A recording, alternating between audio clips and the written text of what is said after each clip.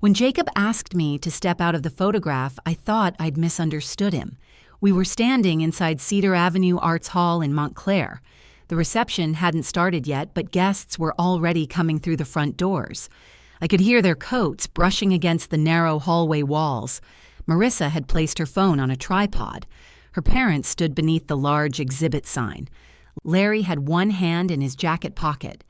Cassandra was fixing the front of her blouse. Jacob looked at me and moved 2 fingers toward the side. "Mom, could you step out for this one?"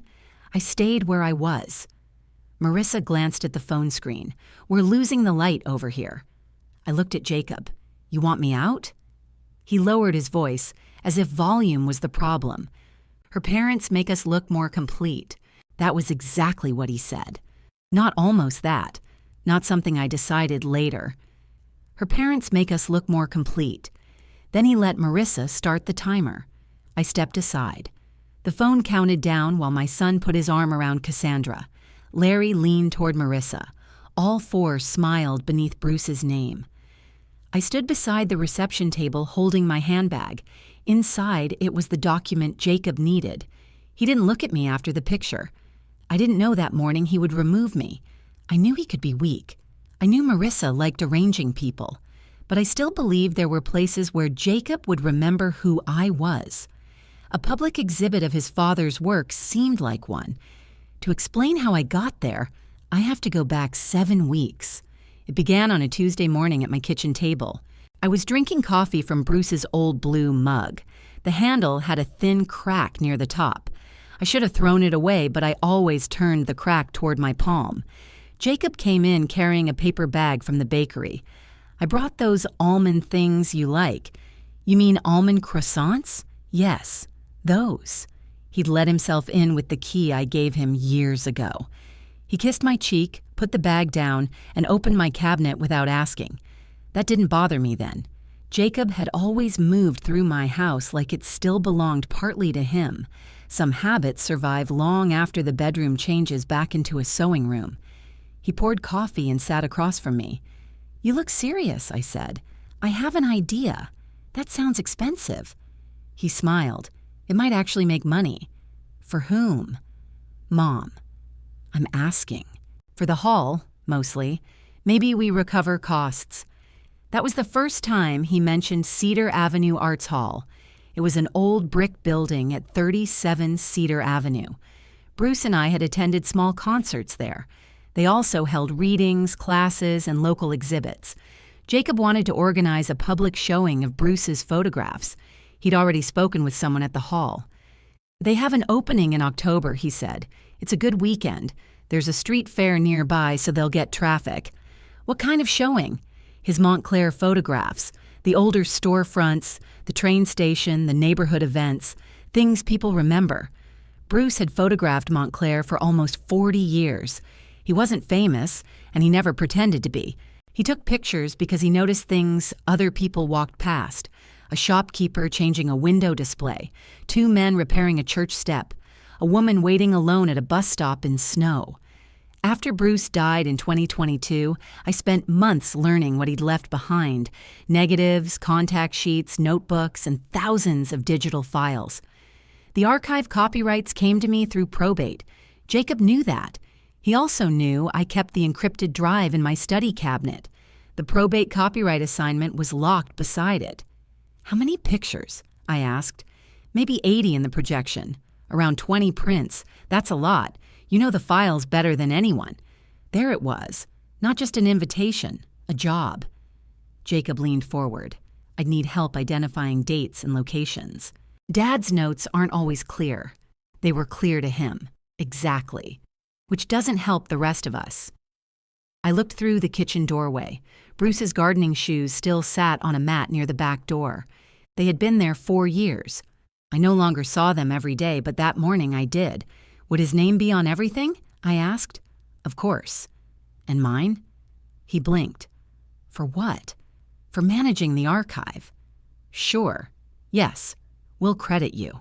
His answer came quickly. That should have comforted me. Instead, I noticed he hadn't considered it. He opened the bakery bag and pushed it toward me. "Marissa thinks this could become an annual event." Marissa does. She's helping with promotion. What are you doing? Organizing the exhibit. And what am I doing?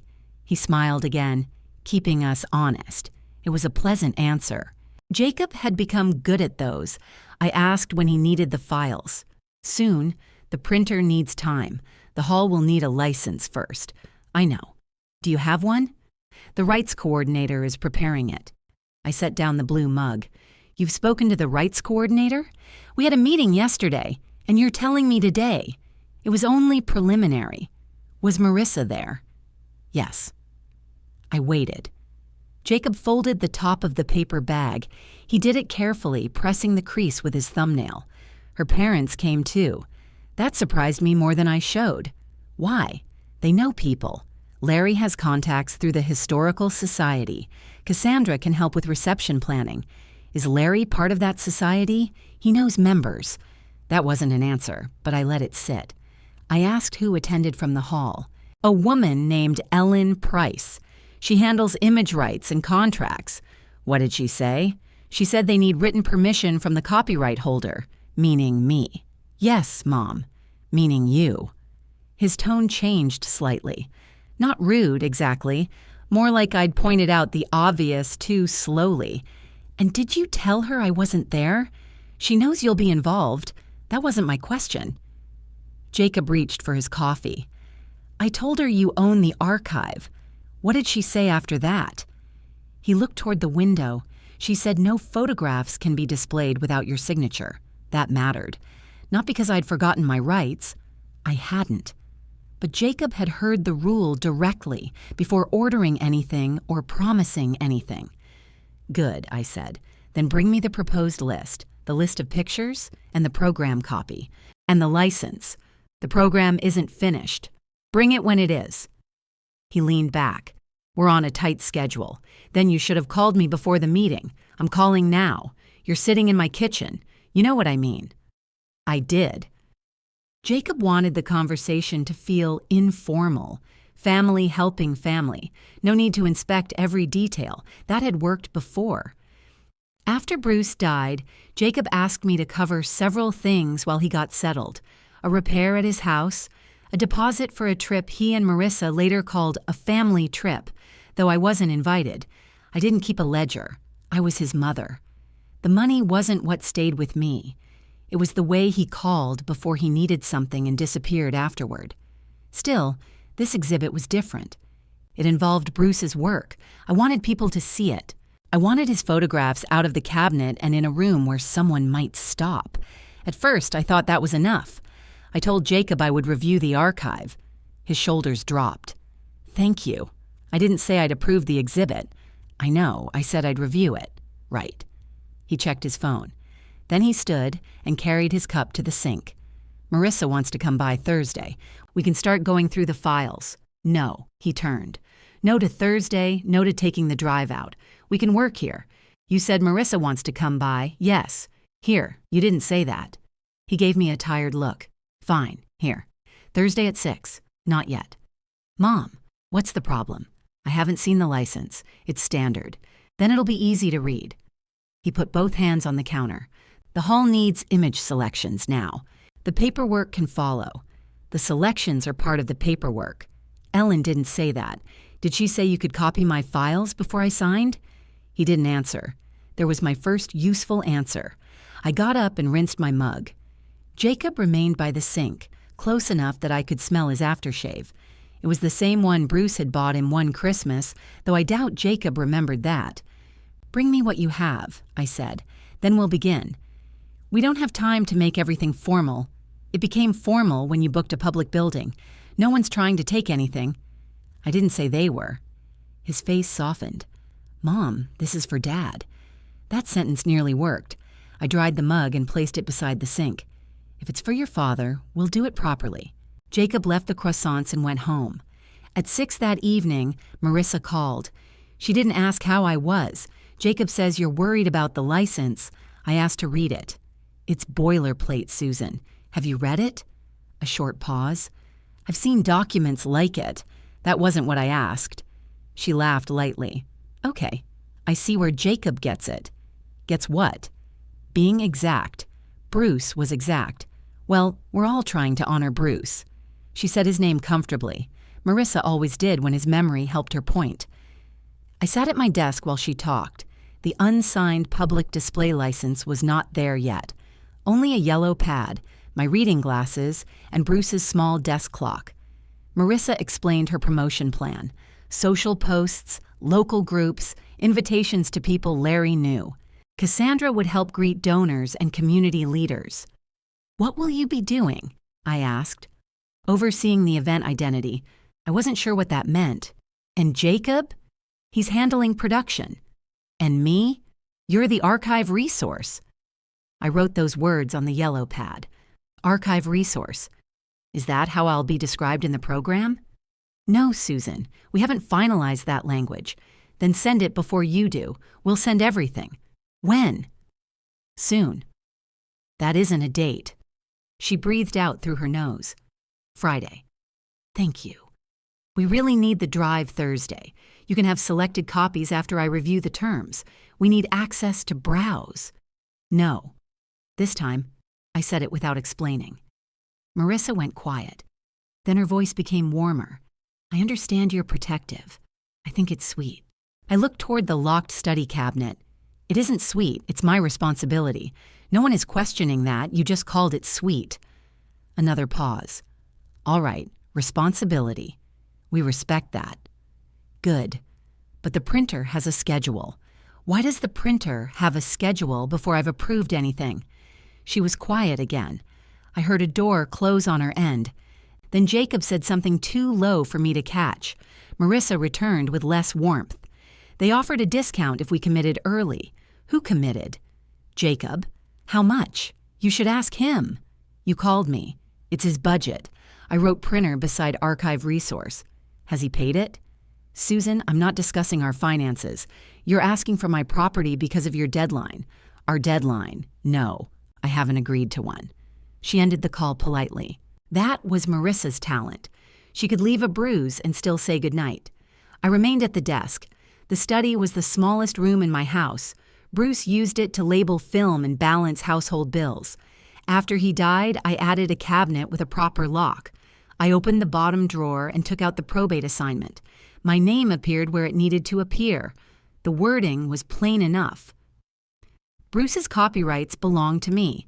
Then I unlocked the cabinet. The archive drive sat inside a padded gray case. A paper label on the front read, "B. Higgins Master Archive." I lifted it out and held it in both hands. That drive contained more than photographs. It held dates I had helped Bruce remember, names I had written on envelopes, streets I'd walked beside him while he carried 2 cameras and complained about his knees. Jacob called it Dad's Archive. Legally, it was mine. Practically, it had always been ours. That difference suddenly felt important. I put the drive back into its case. Then I returned it to the cabinet and turned the key. The next morning, I called Cedar Avenue Arts Hall. A receptionist transferred me to Ellen Price. "This is Ellen. My name is Susan Higgins." Her voice sharpened with recognition. "Mrs. Higgins. I'm glad you called. I understand you met with my son." "Yes." Jacob presented the exhibit proposal. "Did you explain that he needs my permission?" "I did, very clearly." "Has he committed money?" "I can't discuss his vendor arrangements. He told us he planned to begin production." "Before I signed?" I advised him not to. There was my second useful answer. I thanked her and asked her to send the license directly to me. "Of course," she said. "And Mrs. Higgins?" "Yes?" "Please don't release your master archive to the hall. We only need approved duplicate files after the agreement is complete. I haven't released anything." "Good." The license arrived by email before lunch. I printed it and placed it on my desk. Then I called a locksmith and had Jacob's old house key removed from my back door lock. It cost less than a nice dinner. When the locksmith left, I tested the new key twice. Then I put it in my pocket and called Jacob. Before anyone comes Thursday, I said, "Send me the draft program and every page with my name on it." Jacob didn't answer right away. "Why did you change the lock?" I looked at the new key in my hand. "You tried the old one?" I stopped by after work, without calling. I wanted to pick up Dad's location notebooks. You never asked for them. They're for the exhibit. They're part of the archive." He made a sound like he was rubbing his forehead. "Mom, are we really doing this? We're reading everything before anything leaves. I'm your son. I know who you are. That's not what I meant." It was exactly what he meant. He believed being my son should settle questions that would be obvious between strangers. I used to believe that, too. "Send the program pages," I said. "Marissa has the latest version. Then she can send them. She's at work." "So am I. You're at home. I'm working on your exhibit." That stopped him. For a moment, neither of us spoke. Then he said, "I'll remind her." "Thank you." "Are we still coming tomorrow?" "You can come at 6. He relaxed too quickly. "I'll bring dinner." That surprised me. "What kind?" "We'll figure it out. I should have known what that meant." Thursday afternoon, I moved Bruce's notebooks from the study into the dining room. There were 12 of them. I arranged them by year and placed pencils beside each chair. Then I opened the refrigerator. I had enough food for myself. Jacob and Marissa were different. Jacob didn't like fish. Marissa avoided cream sauces. Neither of them enjoyed anything too spicy. I took out a chicken. By 4, it was in the oven with potatoes and onions. I made green beans because Jacob liked them. I also put together the apple cake he used to request on birthdays. I told myself it wasn't foolish. People had to eat. They were coming after work. We had a long evening ahead. At 5:40, Jacob texted, "Running late. Don't wait to eat." I looked at the table set for 3. I waited. At 6:20, Marissa called. "We're leaving now." "From where?" "Our house. They lived about 15 minutes away. You said 6. I know, Jacob had a call. He didn't mention that. He didn't know it would run long." "What kind of call?" "Exhibit business." I looked at Bruce's notebooks. Business with whom? Larry's contact at the Historical Society. That was the second exhibit meeting involving Marissa's father and not me. What were they discussing? Promotion. Did they discuss the photographs? Only generally. What does generally mean? "Susan, we're driving." "We'll explain when we get there." They arrived at 6:47 without dinner. Jacob carried his laptop.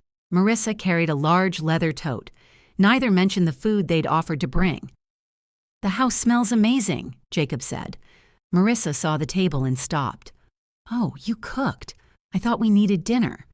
"We do," Jacob said. "I'm starving." He kissed my cheek and went straight to the kitchen. Marissa followed him. "I thought we were ordering." "So did I said. Jacob opened the oven. "Is this the chicken with the onions?" "Yes. I haven't had this in forever."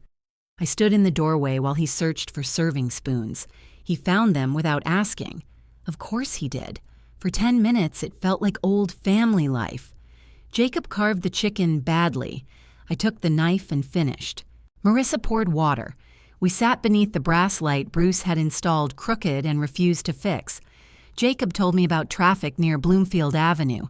Marissa complained about someone at work who heated fish in the office microwave. I laughed. That was what made it difficult. People imagine being used feels ugly every minute. It doesn't. Sometimes it feels warm. Sometimes your son eats the potatoes from the serving dish and says nobody makes them like you. Then he asks for the thing he came to collect. We finished the meal before opening a notebook. Jacob ate 2 pieces of apple cake. "You remembered?" he said. "I usually do." Marissa checked her phone. "Cassandra wants the cake recipe." "How does she know about it?" I sent her a picture. She turned the phone toward me. The photograph showed the cake, the table, and Jacob smiling. I was standing near the counter. Only my arm appeared at the edge. Marissa tapped the screen. "I'll crop that before I post it." "Crop what?" "The empty space." She meant the part where I stood. I picked up the dessert plates. "Your mother can have the recipe." "Thank you. She loves anything with apples." Jacob carried 2 cups to the kitchen. He left the other dishes. I cleared them while he opened his laptop. By the time I returned, he and Marissa had moved Bruce's notebooks to one end of the table. Grease from Jacob's fingers marked the yellow pad beneath them. I handed him a clean cloth. "What, your hands?" He wiped them and looked embarrassed. "Sorry." I sat down. "Show me the proposed photographs." Jacob opened a folder on his screen. Small images filled the display. Some I recognized immediately. Others were scans from old negatives. "Where did you get these?" I asked. "Dad gave me copies years ago." "What copies?" "A folder." "When?" "I don't remember." Marissa leaned over his shoulder. "These aren't high enough quality for printing." "That's why we need the drive." I pointed to one image. That grocery store was on Walnut Street, not Church. Jacob changed the label. Another said 1998. It was taken in 1996. I knew because Bruce and I had gone there after replacing our washing machine. I still had the receipt in the household folder. For the next hour, I corrected dates, street names, and people. Jacob typed quickly. Marissa marked favorites with colored dots. "This one needs a stronger title," she said. "It already has a title." "After Rain Doesn't Tell a Story." That's what Bruce called it. "Could we call it Montclair Rising?" "No." She looked at Jacob. He kept typing. Marissa tried another photograph. "This could be The Hands That Built Us." "It's Mr. Donnelly repairing a fence. It can still mean something larger. Not if you change what Bruce meant. We're not changing it. We're making it accessible." I closed the notebook in front of me. His titles stay. Marissa sat back. "All right." Jacob spoke without looking up. "Dad didn't care much about titles. He cared enough to write them down. I'm just saying he wasn't precious about it." "No, he was careful." Jacob stopped typing. The room became very quiet. I could have told him about the night Bruce spent 20 minutes choosing between two nearly identical words. I could have shown him the envelopes with crossed-out titles. Instead, I opened the next notebook. "Which photograph is next?" We worked until almost 10. I identified 37 images. Jacob corrected 19 labels. That was the small progress I wanted. The files were beginning to make sense. It also showed how little they could do without me. Around 10, Marissa shut her tote. "We should take these notebooks." "No, we need to keep moving. You can return Saturday." She stared at me. "You expect us to keep coming here?" "For material that stays here, yes. Susan, we both have jobs. So did Bruce when he made this." Jacob rubbed his eyes. "Can we not turn every step into an argument?" "I'm answering her question." He looked at the clock. "I'll scan the pages we need. Not tonight." "Why?" "Because you're tired, and those bindings are fragile. I know how to scan a notebook. The one under your elbow is upside down." He moved his arm. Marissa stood. "What exactly do you think we're going to do?" "I don't know yet." The words came out before I softened them. Jacob looked hurt. That bothered me. It bothered me more than Marissa's irritation. I gathered the notebooks and stacked them carefully. "You planned meetings without me," I said. "You chose images before asking me. You contacted a printer before the license arrived. Now you want the only records that explain the archive. We're trying to get things done. So am I. This exhibit was my idea. The work was your father's." "And he was my father." "Yes." I held the top notebook against my chest. "And he was my husband." Jacob's face changed. He looked away first. Marissa picked up her phone. "We should go." At the front door, Jacob asked if he could take leftover cake. I wrapped 2 pieces for him. That was my part in the pattern. Even after I said no, I packed food. Even after he arrived late, I worried about his drive home. Even after he treated my questions like delays, I wanted him to leave believing we were all right. Jacob took the container. "Thanks, Mom. Send the program. I will. Tomorrow, yes." Marissa was already outside. Jacob paused on the step. "I'm glad you're helping." I wanted to ask if he was glad I was part of it. Instead, I said, "Drive carefully." After they left, I washed the dishes. Marissa had posted the cake photograph. She had cropped my arm from the edge. Her caption read, "Late night exhibit planning with my favorite creative partner." Jacob was tagged. Larry commented with 3 clapping symbols. Cassandra wrote, "Bruce would be so proud of you both." I stood at my sink with my phone in one hand. No one had mentioned whose kitchen they were using. No one had mentioned who made the meal. That was petty, I told myself. Then I looked at the 12 notebooks drying beneath a clean towel, though they had never been wet. That wasn't petty. I had done more than provide dinner. I'd supplied memory. They had turned that work into a photograph of themselves. I didn't comment. I put the notebooks back in the study and locked the cabinet. Friday passed without the program. At 9:15 that night, I sent Jacob one message. Still waiting. He replied Saturday morning. Printer issue? Come by after lunch. I'll show you everything. That was unusual. Jacob preferred my house because I fed him. At 2, I drove to his home. Marissa's car wasn't there. Jacob opened the door wearing sweatpants and one sock. He looked as if he hadn't slept properly. Where's Marissa? Out with her mother. Planning the reception? He hesitated. Partly. I followed him upstairs. His home office had 2 desks. Marissa's was neat. Jacob's had cords, receipts, and coffee cups across it. A cardboard box sat near his chair. Is that from the printer? He stepped in front of it. Those are proofs. May I see one? They're not final. You asked me here to show me everything. I'm showing you the digital version first. Why? Because we can still adjust that. I looked at the box again. How much did you spend? Jacob sat down. Can we discuss the content? We can discuss both. It's covered. By whom? Me. How much? He woke the computer but didn't face me. 4,800. I thought I'd heard him wrong. For proofs? For the print package. Programs, mounted photographs, signage, promotional pieces.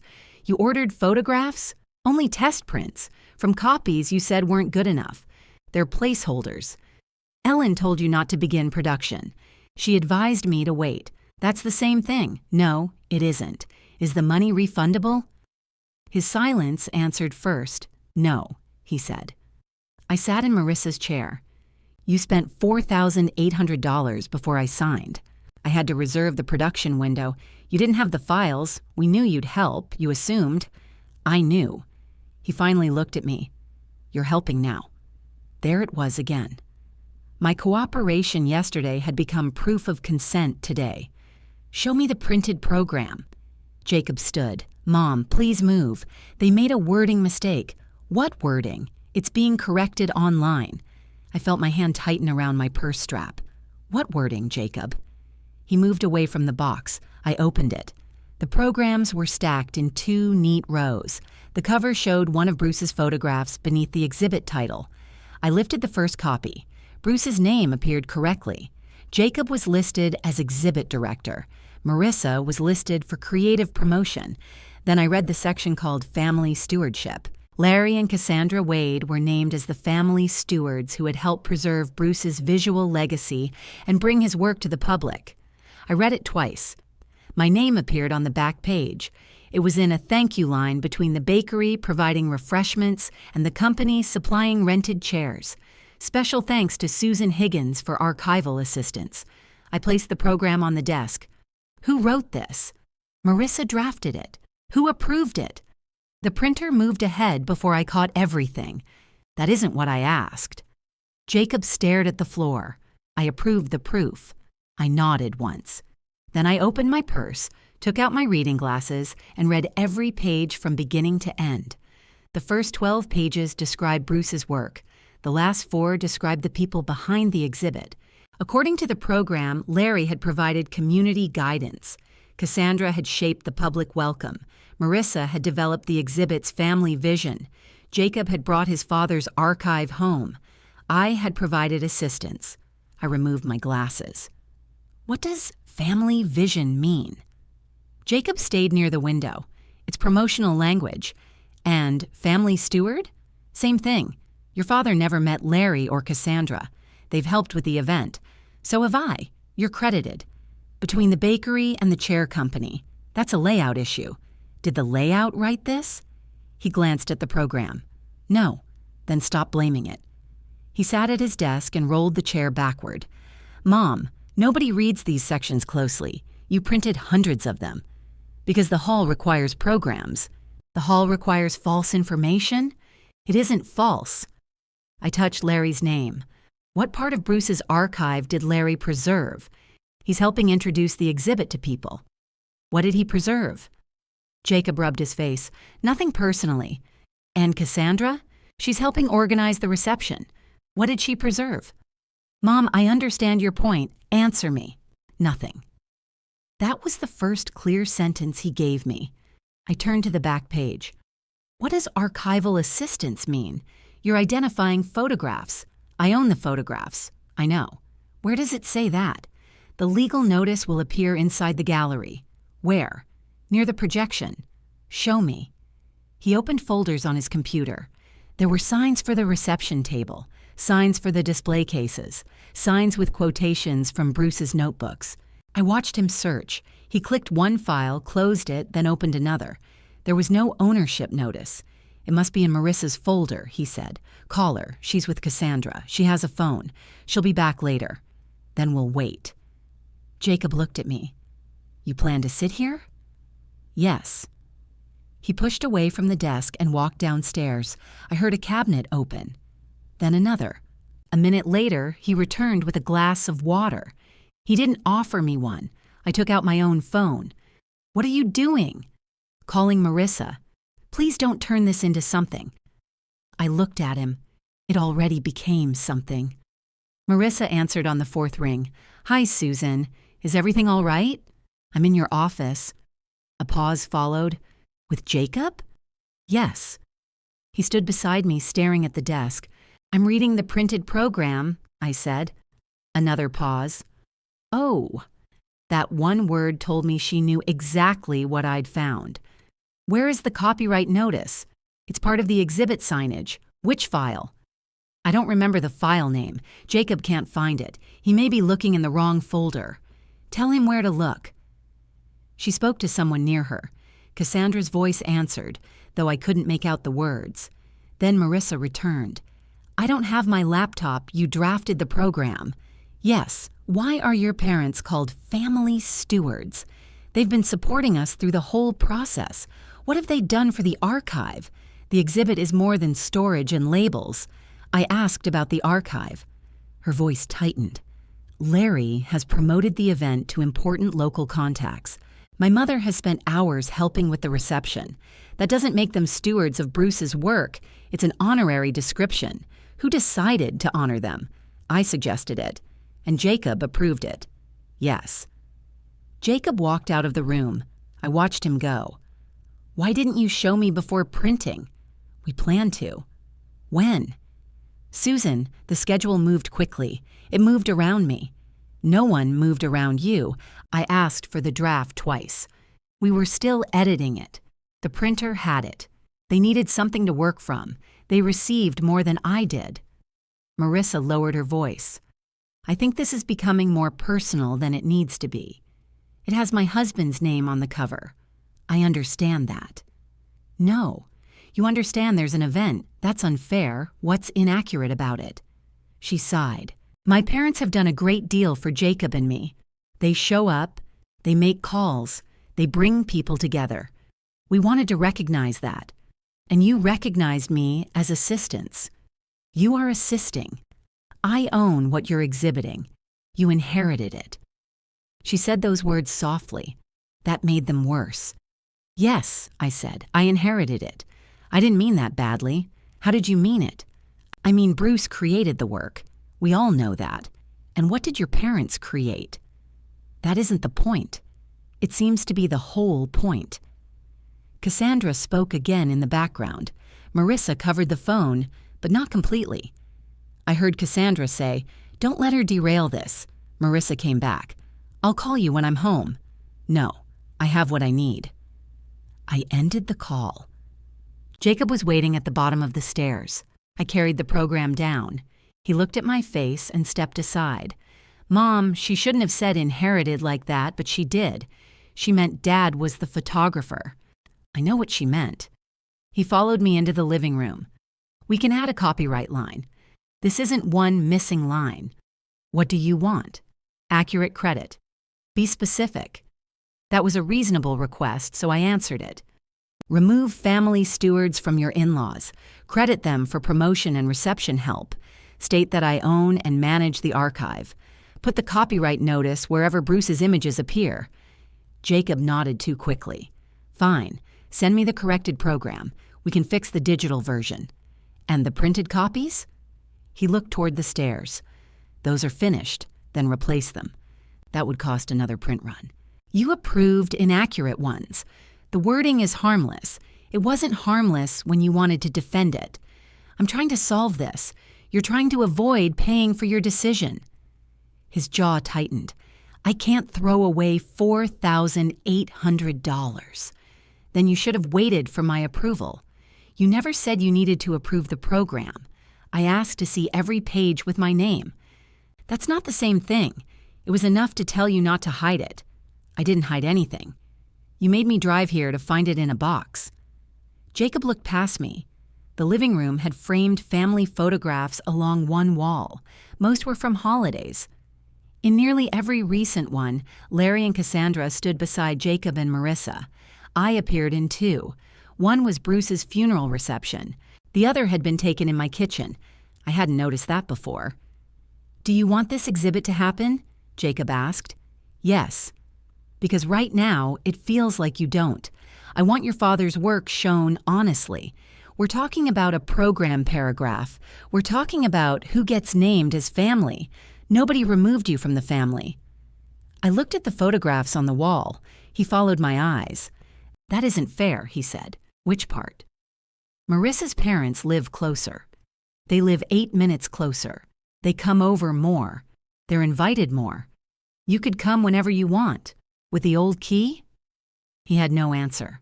I put the program into my purse. I need that, he said. You have a box full. What are you doing? I'm keeping one copy. For what? To remember what you approved. His face became guarded. You make that sound like evidence. It's a program, Jacob. I walked toward the door. He followed. What about the cataloging? I'm stopping. For how long? Until the program is corrected. He stared at me. We lose the printer window if you stop. You began the printer window without me. We have dates to confirm. Then correct the program. We need the archive drive. No. Mom, please. No files, no notebooks. No more identification work. You already agreed. I agreed before I saw what you were doing. He opened the front door, then stood inside it. What am I supposed to tell the hall?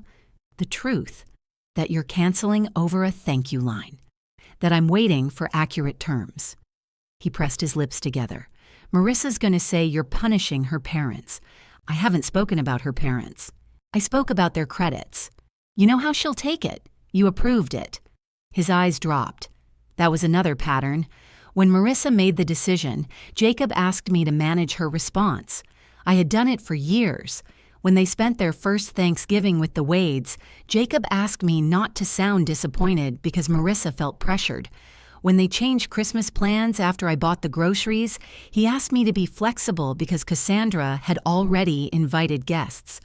When I wasn't included in their anniversary dinner, he explained that Larry had arranged the reservation. Each time I had helped Jacob avoid one uncomfortable conversation. I called it keeping peace. Standing in his doorway, I saw the cost. The peace belonged to everyone except me. I'll speak to Marissa, he said. Good, but you need to give me something. No, 1 folder, 10 images. No, the printer can begin color testing. No. His voice rose. You want the money wasted? I want you to stop spending it as if my answer is guaranteed. A car turned into the driveway. Marissa was back. Cassandra sat in the passenger seat. Jacob looked toward the window and whispered, "Please don't do this right now."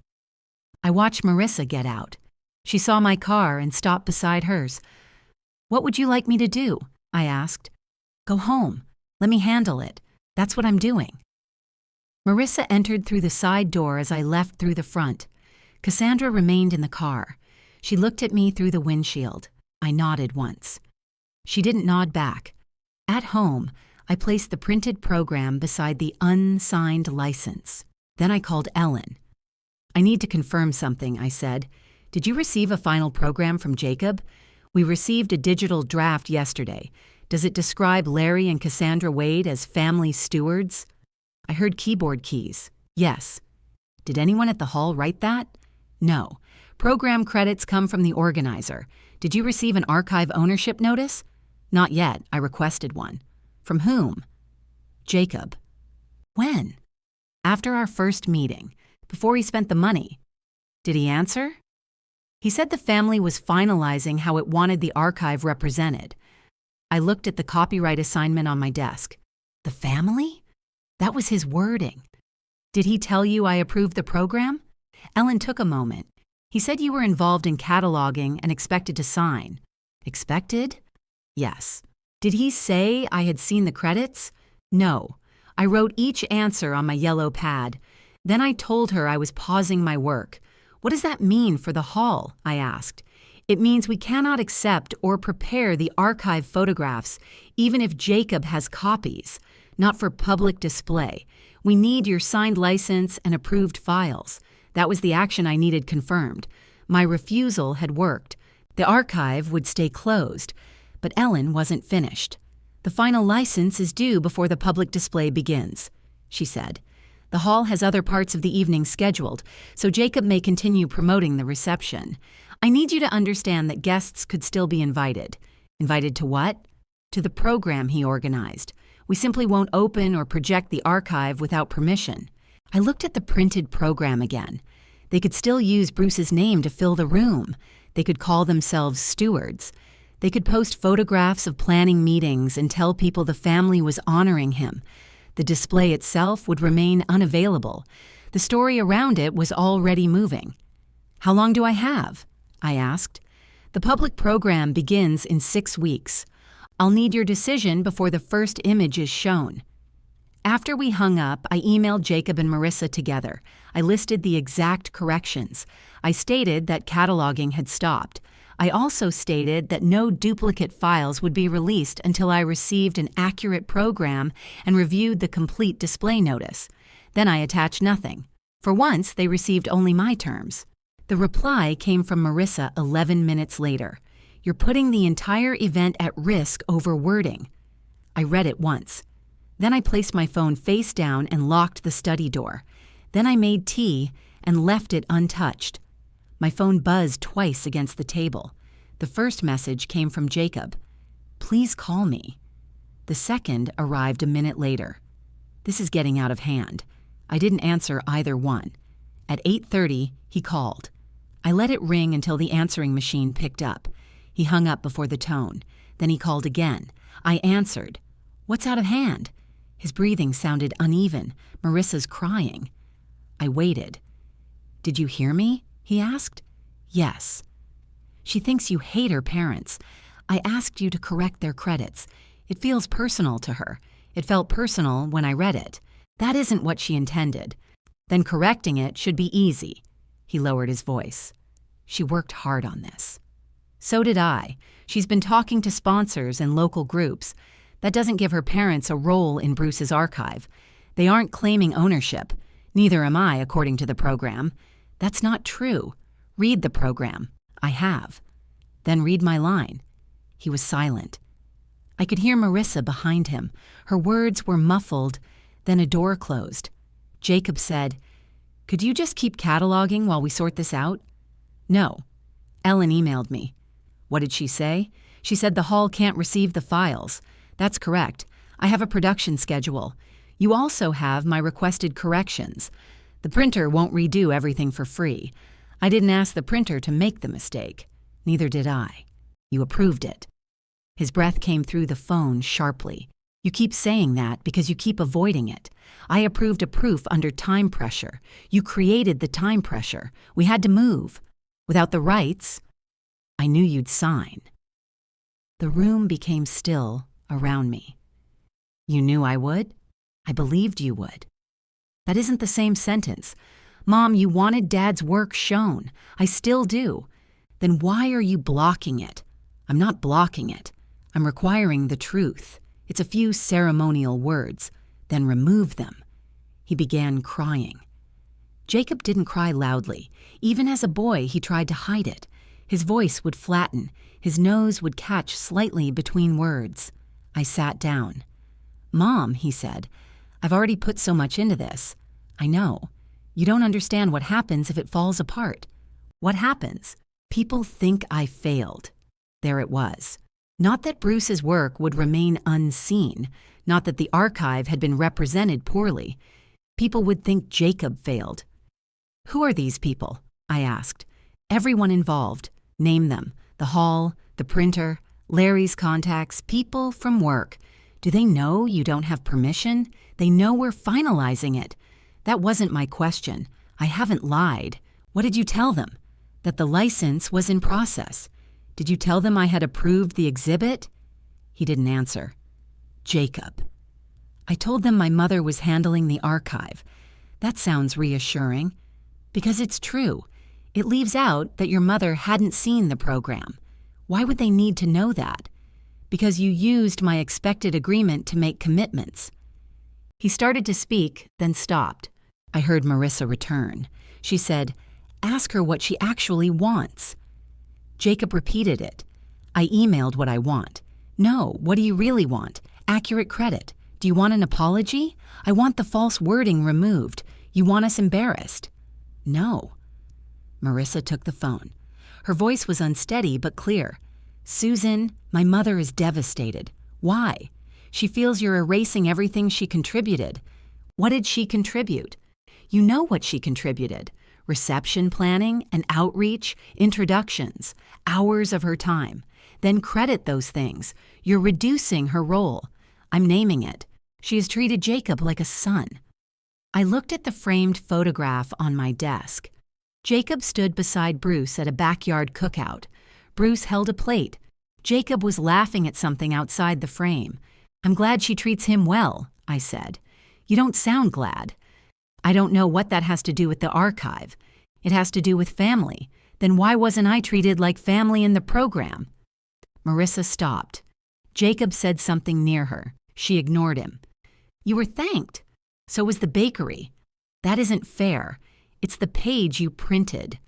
Her voice sharpened. "Do you have any idea how much my parents have done for us? This isn't about what they did for your marriage. It's all connected. Not to Bruce's photographs. You're separating things because it gives you control." I placed my hand over the unsigned license. "No. The law separated those things before this event existed." The words sounded colder than I felt.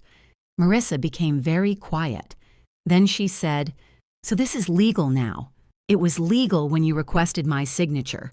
We thought it was family. Family would have shown me the program." She handed the phone back to Jacob. He said, "Can we talk tomorrow?" "We're talking now, in person. Send the correction first. I'll work on it. Send it first." I hung up. The next morning, I drove to the grocery store. I needed milk, oranges, and dishwasher soap. I walked each aisle more slowly than usual. Nobody there knew about the exhibit. A man compared 2 jars of pasta sauce. A woman searched her purse for a coupon. The cashier asked whether I wanted paper or plastic. "Paper, please." Ordinary questions felt kind. At home, I carried the bags inside one at a time. My new key stuck slightly in the back lock. I turned it left, then right, and the door opened. On the kitchen counter, my phone showed 4 missed calls.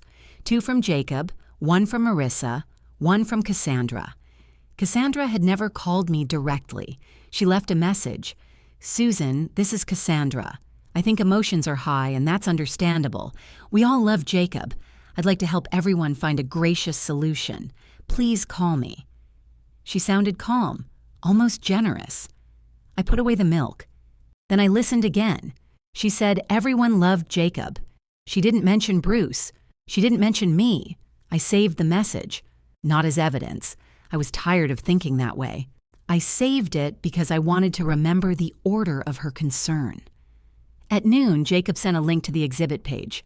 The main description now read, "Featuring photographs by Bruce Higgins from the archive owned and managed by Susan Higgins." Below that, Larry and Cassandra were credited for community outreach and reception support. I read those lines 3 times. The change mattered. It didn't repair the printed programs. It didn't explain why Jacob had approved them, but my first boundary had produced something accurate. I took a screenshot. Then I replied, "This online credit is accurate. Thank you. Please confirm the printed programs will match." He called immediately. You saw it? Yes. Then can we move forward? Not with the printed programs. Mom, you knew my condition. I corrected the public page. You corrected one page. It's the page people will see.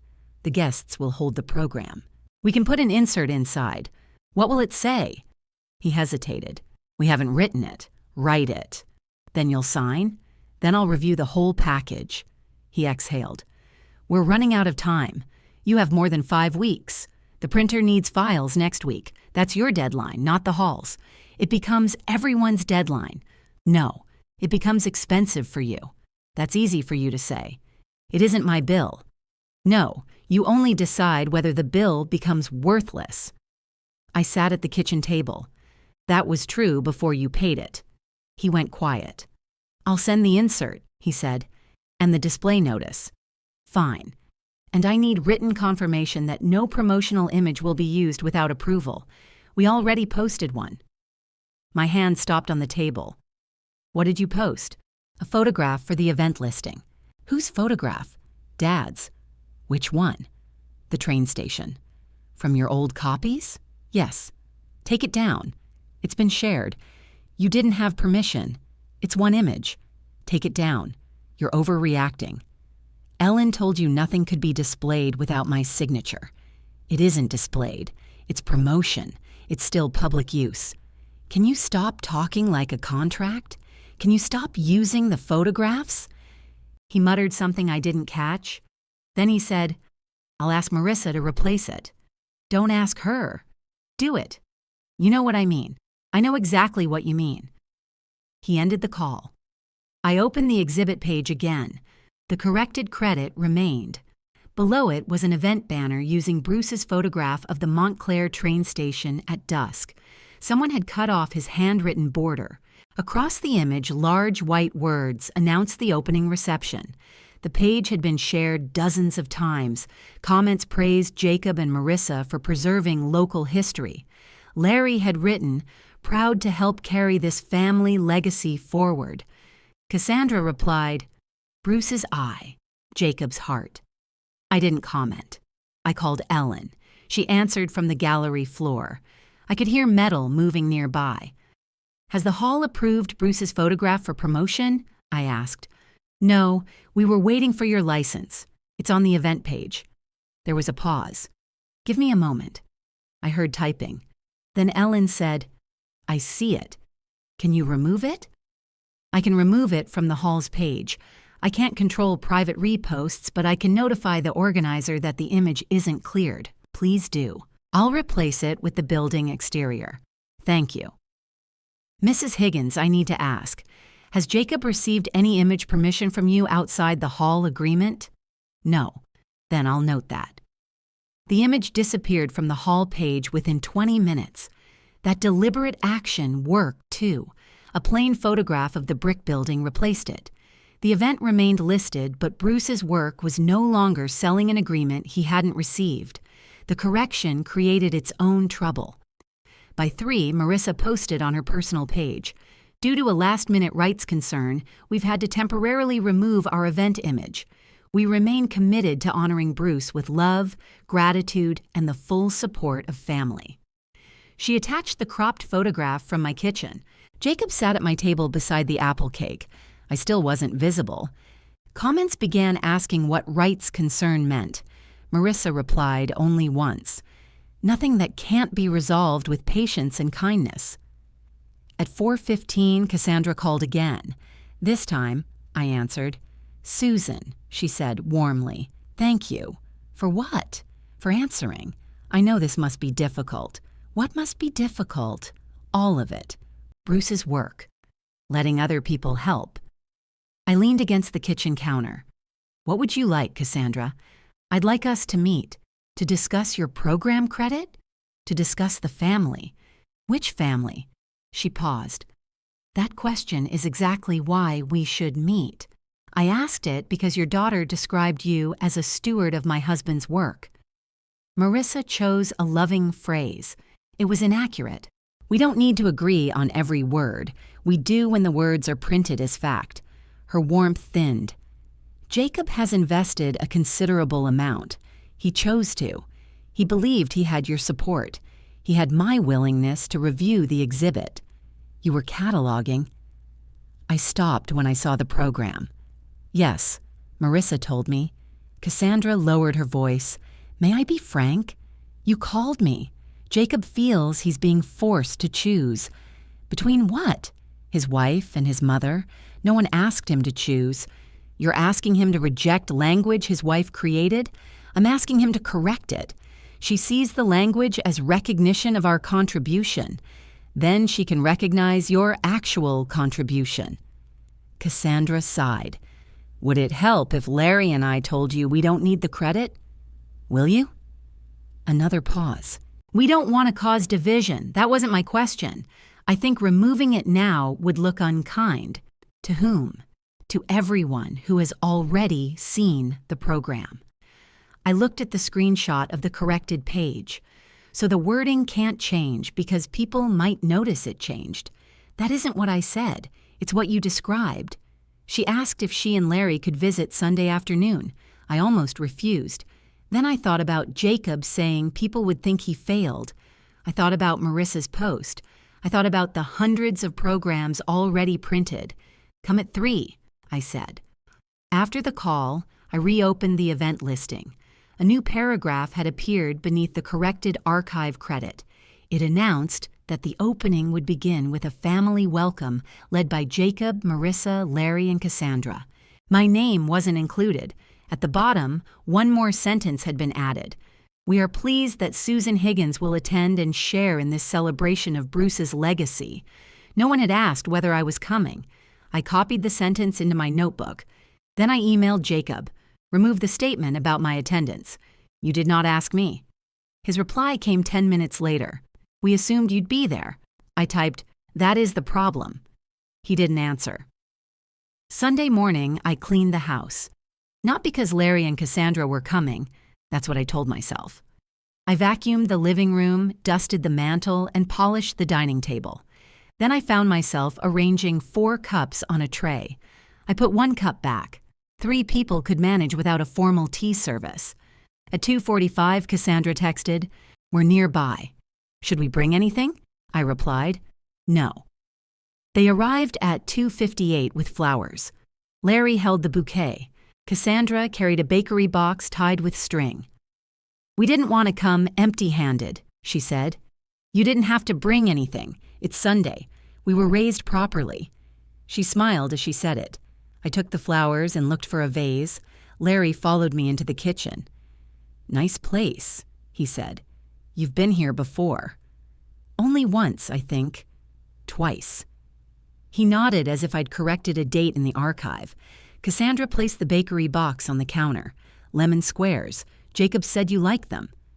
Jacob had never asked whether I liked lemon squares. Cassandra did. That small fact irritated me more than it should have. I filled the vase and carried the flowers into the living room. Cassandra chose the chair nearest the coffee table.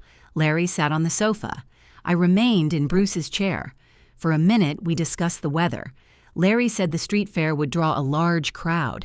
Cassandra said parking near Cedar Avenue might become difficult. Then she folded her hands. Susan, we want you to know we respect you. That's a good place to start. Her smile tightened. We've never wanted attention that belongs to you. Then why keep the printed credit? We didn't print it.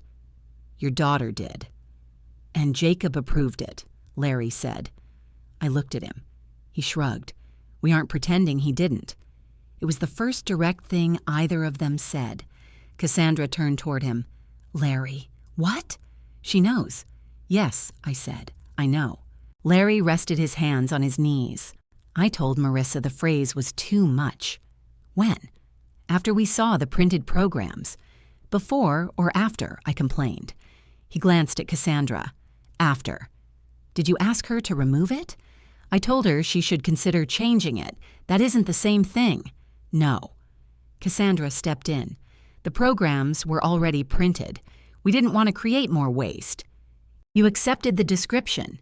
We accepted that it was meant kindly. Toward whom? Everyone. I leaned back. Bruce never met either of you. We know that, she said.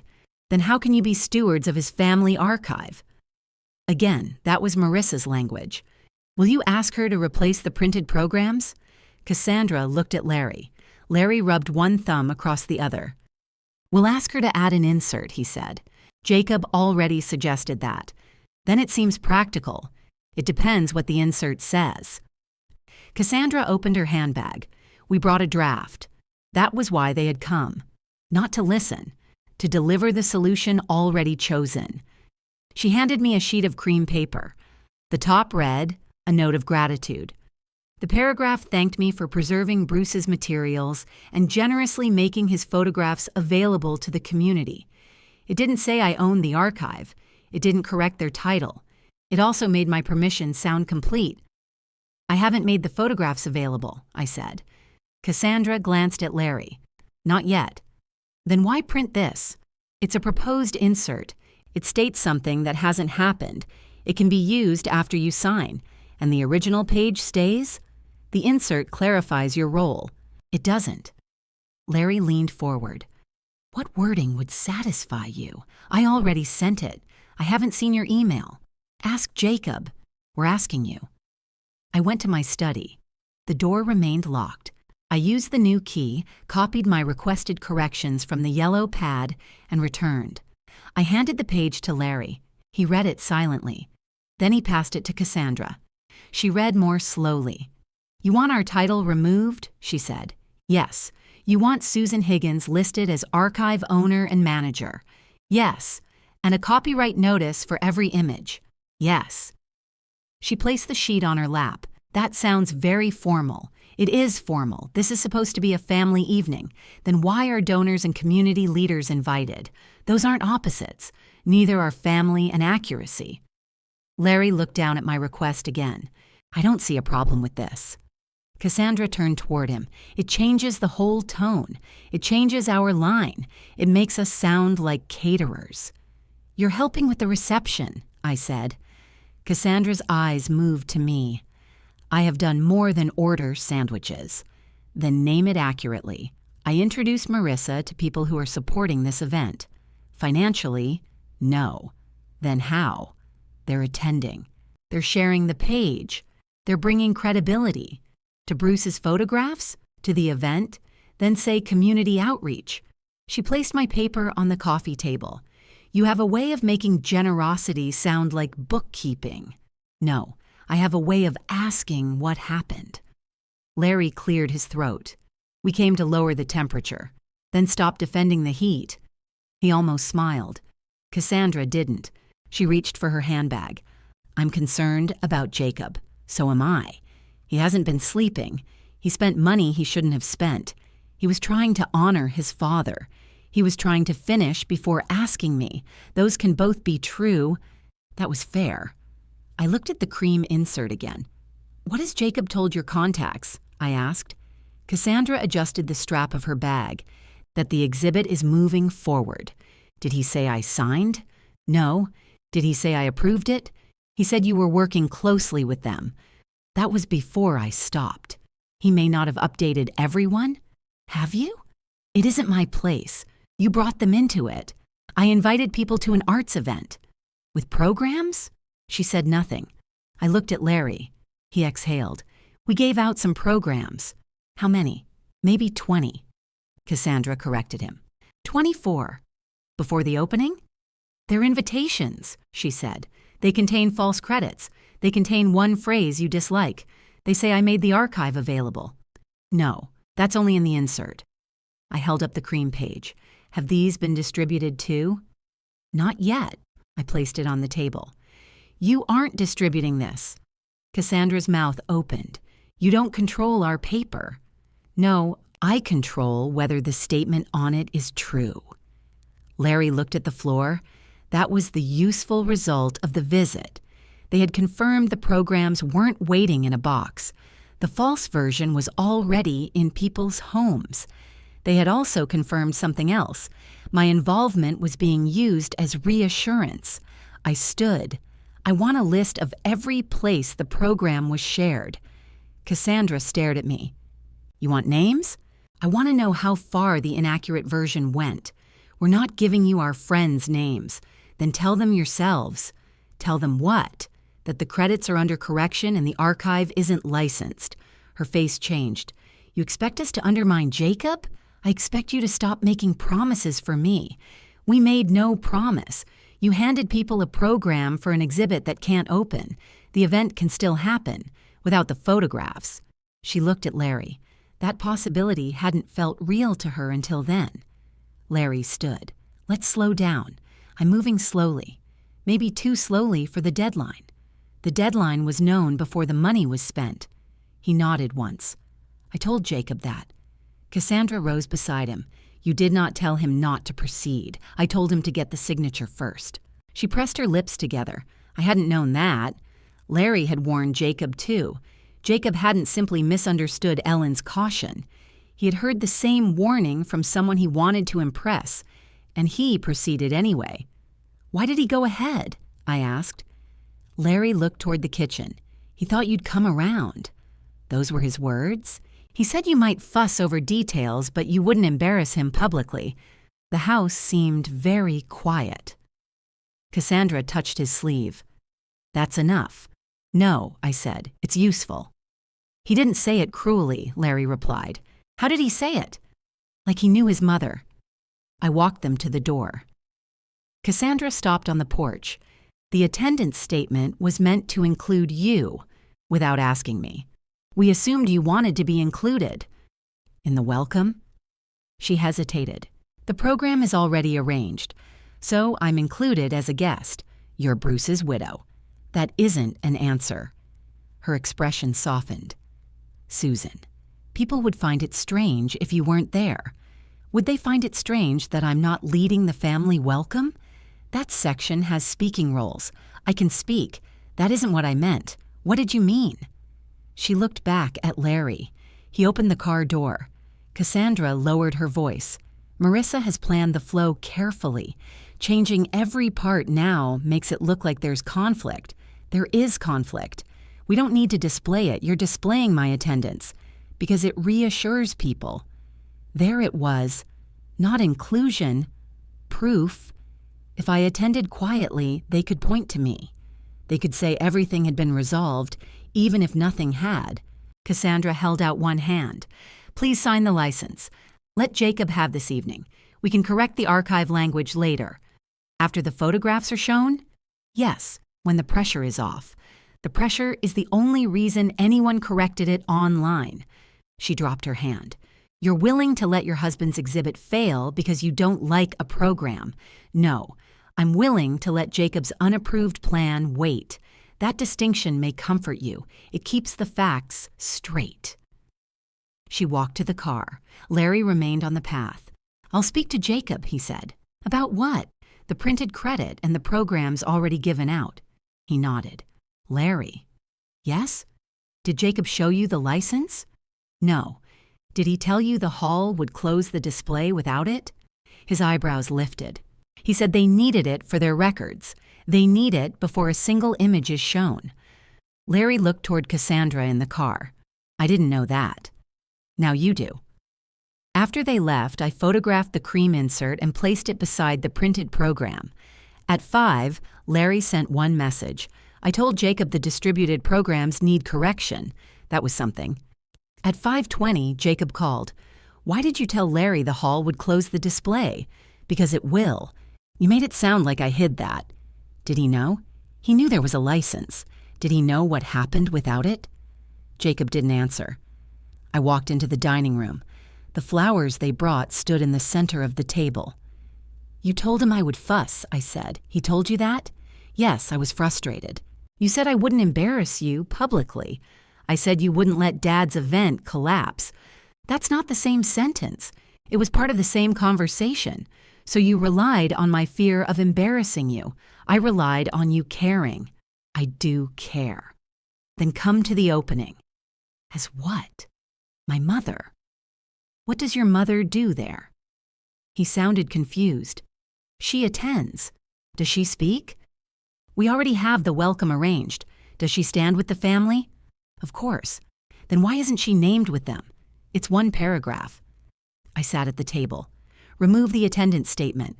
No. It was the first direct refusal he gave me. Why not? Because people are asking whether you support the event. And what are you telling them? That you do. I support an accurate exhibit. They don't need every detail. They need enough not to be misled. His voice lowered. If you make us announce a family disagreement, Marissa will never forgive you. Is that a threat? It's reality. No. Reality is that you don't have a signed license. He hung up.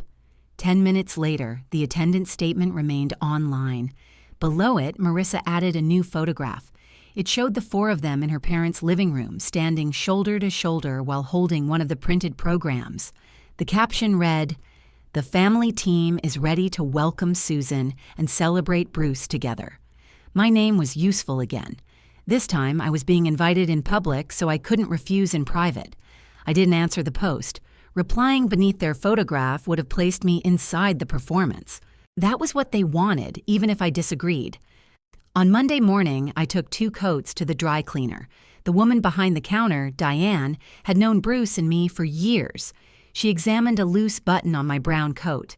"I can have this Thursday. That's fine." She entered my phone number, then looked up. "Jacob's doing something wonderful for Bruce." The words caught me unprepared. "He's organizing an exhibit. I saw Marissa's post. You must be so proud." I placed my claim ticket in my purse.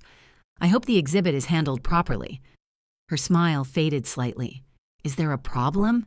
"We're still working through the details." "Oh, I heard there was some concern about permission." "Where did you hear that?" She glanced toward the back room. It was on the event page for a little while. Something about a photograph being removed. The photograph wasn't licensed. "I see." She didn't see. I could tell from her face. I had become the widow objecting to her husband's tribute. Diane lowered her voice. "Sometimes these things feel harder when there's grief involved. My grief isn't delaying the paperwork. I didn't mean anything. I know." She handed me the receipt. "I'm sure Jacob only wants to honor his father." "Yes," I said. "I'm sure he does." I walked to my car carrying nothing. That was the first time the private dispute cost me something outside the family. Not money, not yet. It cost me the simple version of myself. Before the exhibit, I was Susan, whose husband took beautiful photographs. Now I was Susan, who might ruin his tribute because grief made her difficult. At home, I opened Marissa's post again. There were more comments. "Beautiful family. What a loving tribute. Bruce would be proud." One person asked whether I would speak at the reception. Marissa answered, "Susan prefers to support us quietly." I read that sentence until the words stopped moving. She hadn't asked whether I preferred quiet. She had assigned it to me. I called Jacob. He didn't answer. I called again. He sent a message. "In a meeting. Later." I replied, "Marissa is answering questions for me. That stops today." He didn't respond. At noon, I called the hall. Ellen was away from her desk, so I left a message. "I haven't confirmed my attendance. Please remove any hall language stating otherwise. I'm not asking you to cancel the event listing. I'm asking you not to speak for me." Ellen returned the call an hour later. "I've removed the sentence," she said. "Thank you." I also asked Jacob to submit revised copy through me. Will he? He said Marissa manages public language. That isn't an answer. No, it isn't. I sat at my desk. Has he sent the corrected insert? Not to the hall. He told me they were working on it. He sent a proposed archive notice. What does it say? Ellen read it aloud. The notice named Bruce as photographer. It called Jacob the archive's family representative. It thanked me for preserving the original material. It did not state that I owned the copyright. Did you approve that? I asked.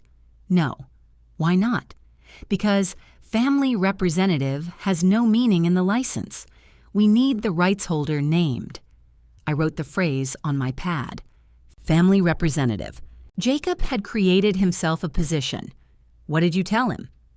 I told him the notice must identify you as copyright owner and licenser, and he said he would discuss it with the family. I almost laughed. The family had discussed my property more often than they'd discussed my place among them. Please send me the draft he submitted. I can do that. The email arrived while we were still speaking. The file had been created by Marissa. The document history listed Jacob as the last editor. He had added family representative himself.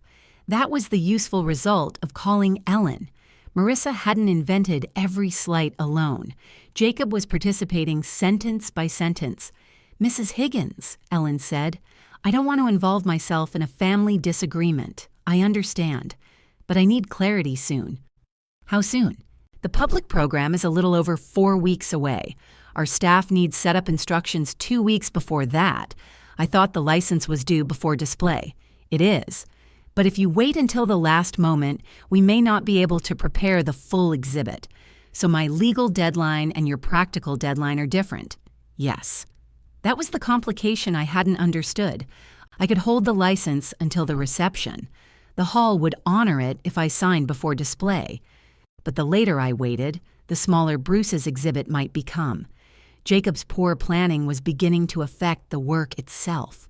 If I approve it 2 weeks before, can you prepare the projection and cases? Yes, assuming we receive the correct files and labels. And if I approve it at the opening? We could open a limited portion if everything had been prepared in advance.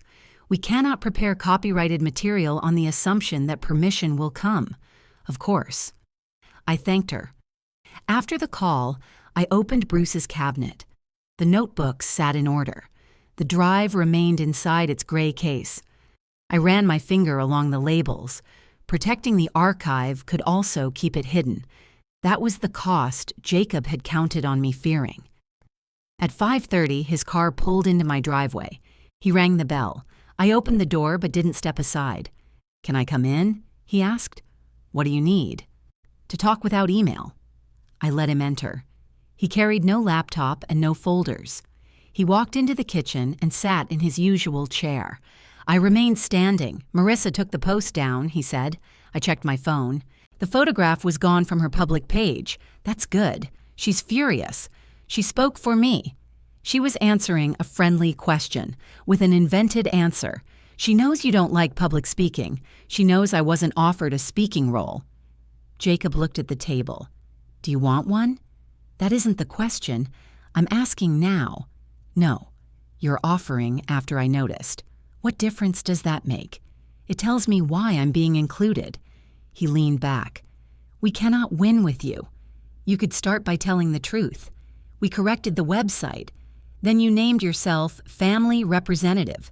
His head lifted. "Ellen sent you that?" "I asked for it." "That was an internal draft. It was a draft about my property. It was meant to explain my role. You're the exhibit organizer. That sounds administrative." "It is administrative. I'm Dad's son." "Yes, that matters. It matters to me. It doesn't transfer copyright. I'm not claiming copyright. You gave yourself a title beside the archive. Because I'm doing the work. What work did you do before I identified 37 photographs?" His face reddened. "I created the entire opportunity. You booked a room and paid a printer. I brought people together. For an exhibit you cannot open." He stood and walked to the sink. The blue mug rested on the drying mat. Jacob touched the cracked handle but didn't lift it. "I miss him too," he said. "I know. You act like this belongs only to you. The grief doesn't. The archive does?" "Yes." He turned. "That sounds awful. It sounds accurate. He wanted people to see his work. He also wanted the dates correct. We can correct them. He wanted his titles kept. Fine. And he left the decisions to me.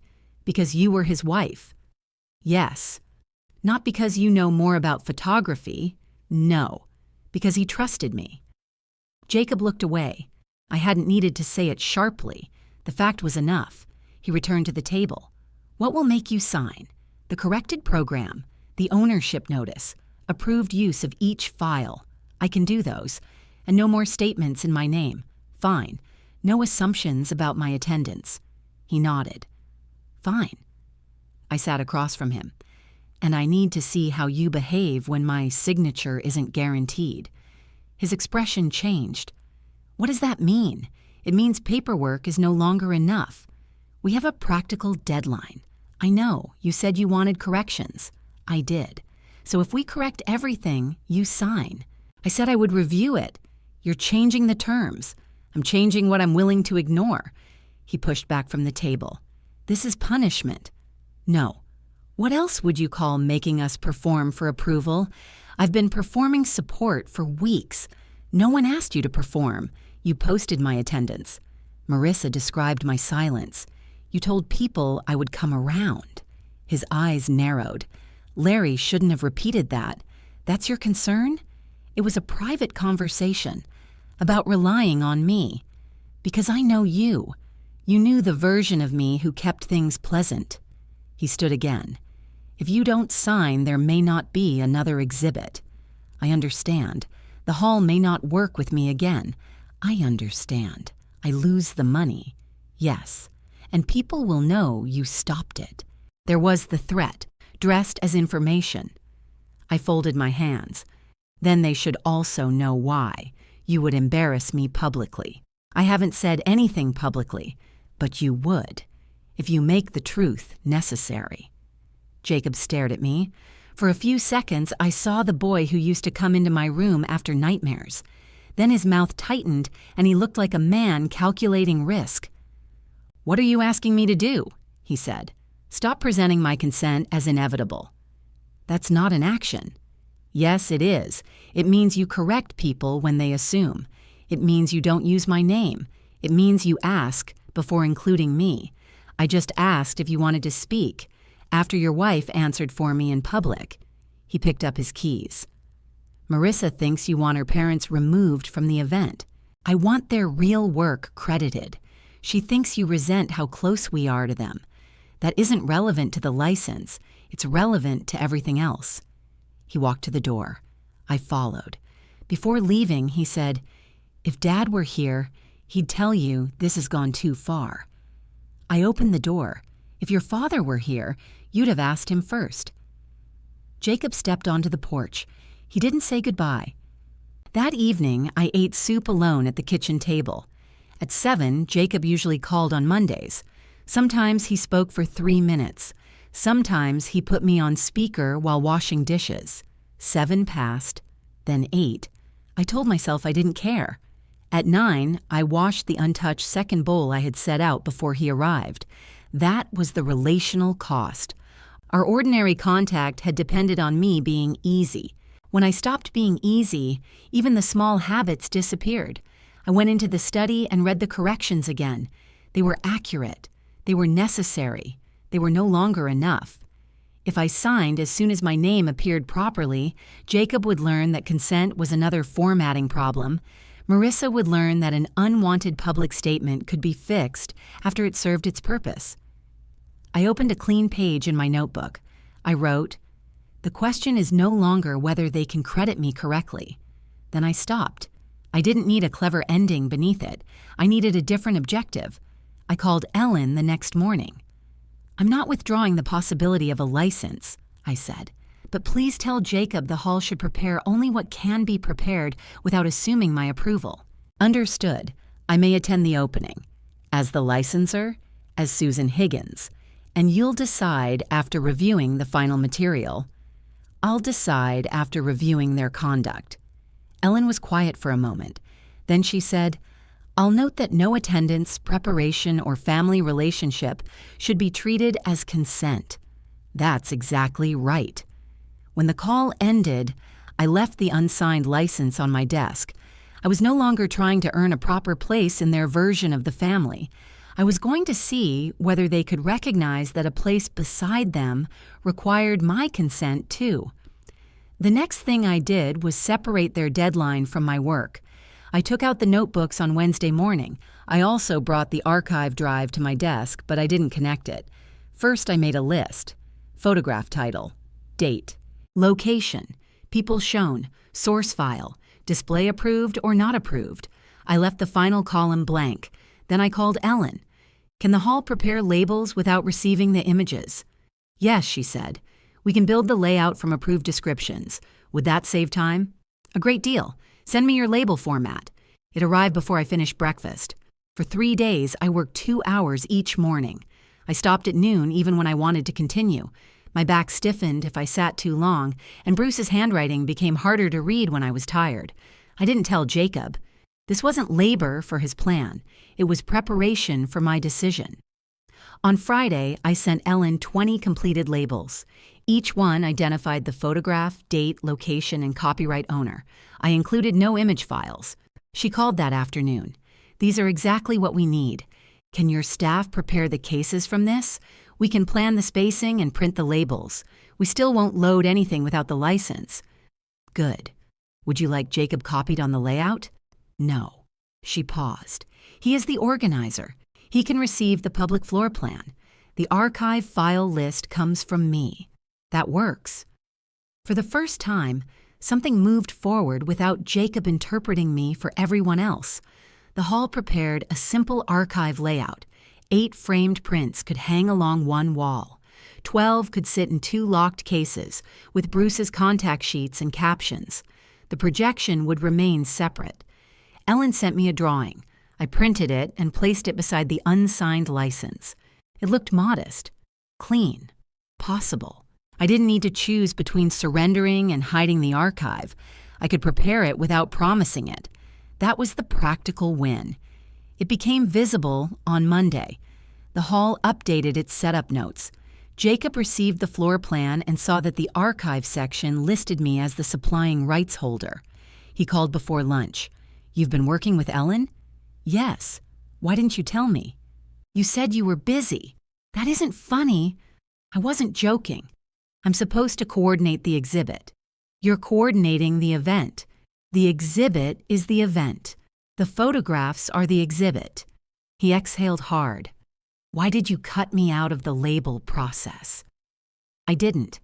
You already had the labels we corrected together. You sent Ellen a different list. I sent accurate final descriptions. I should have reviewed them. Why? To make sure they fit the presentation. They fit the photographs. What does that mean? It means Mr. Donnelly is repairing a fence. He isn't building the soul of Montclair." Jacob went quiet. Then he said, "Marissa was brainstorming, and I made a decision. You're enjoying this. No. You have everyone waiting for your approval. I'm doing work that keeps the option open, without involving us. Did you involve me before printing the programs?" That again. "Yes, that still." He walked somewhere while we spoke. I heard a door close. "Can I see the list? Ellen can send you the public labels after I approve them. I'm your son and the organizer." "Why do you say it like an insult? It isn't an insult. It's your actual role." He didn't answer. I knew what bothered him. Family representative had placed him between me and the archive. The new floor plan removed that position without an argument. He had wanted every decision to pass through him. Now the hall knew it didn't need to. "Are you planning your own exhibit?" he asked.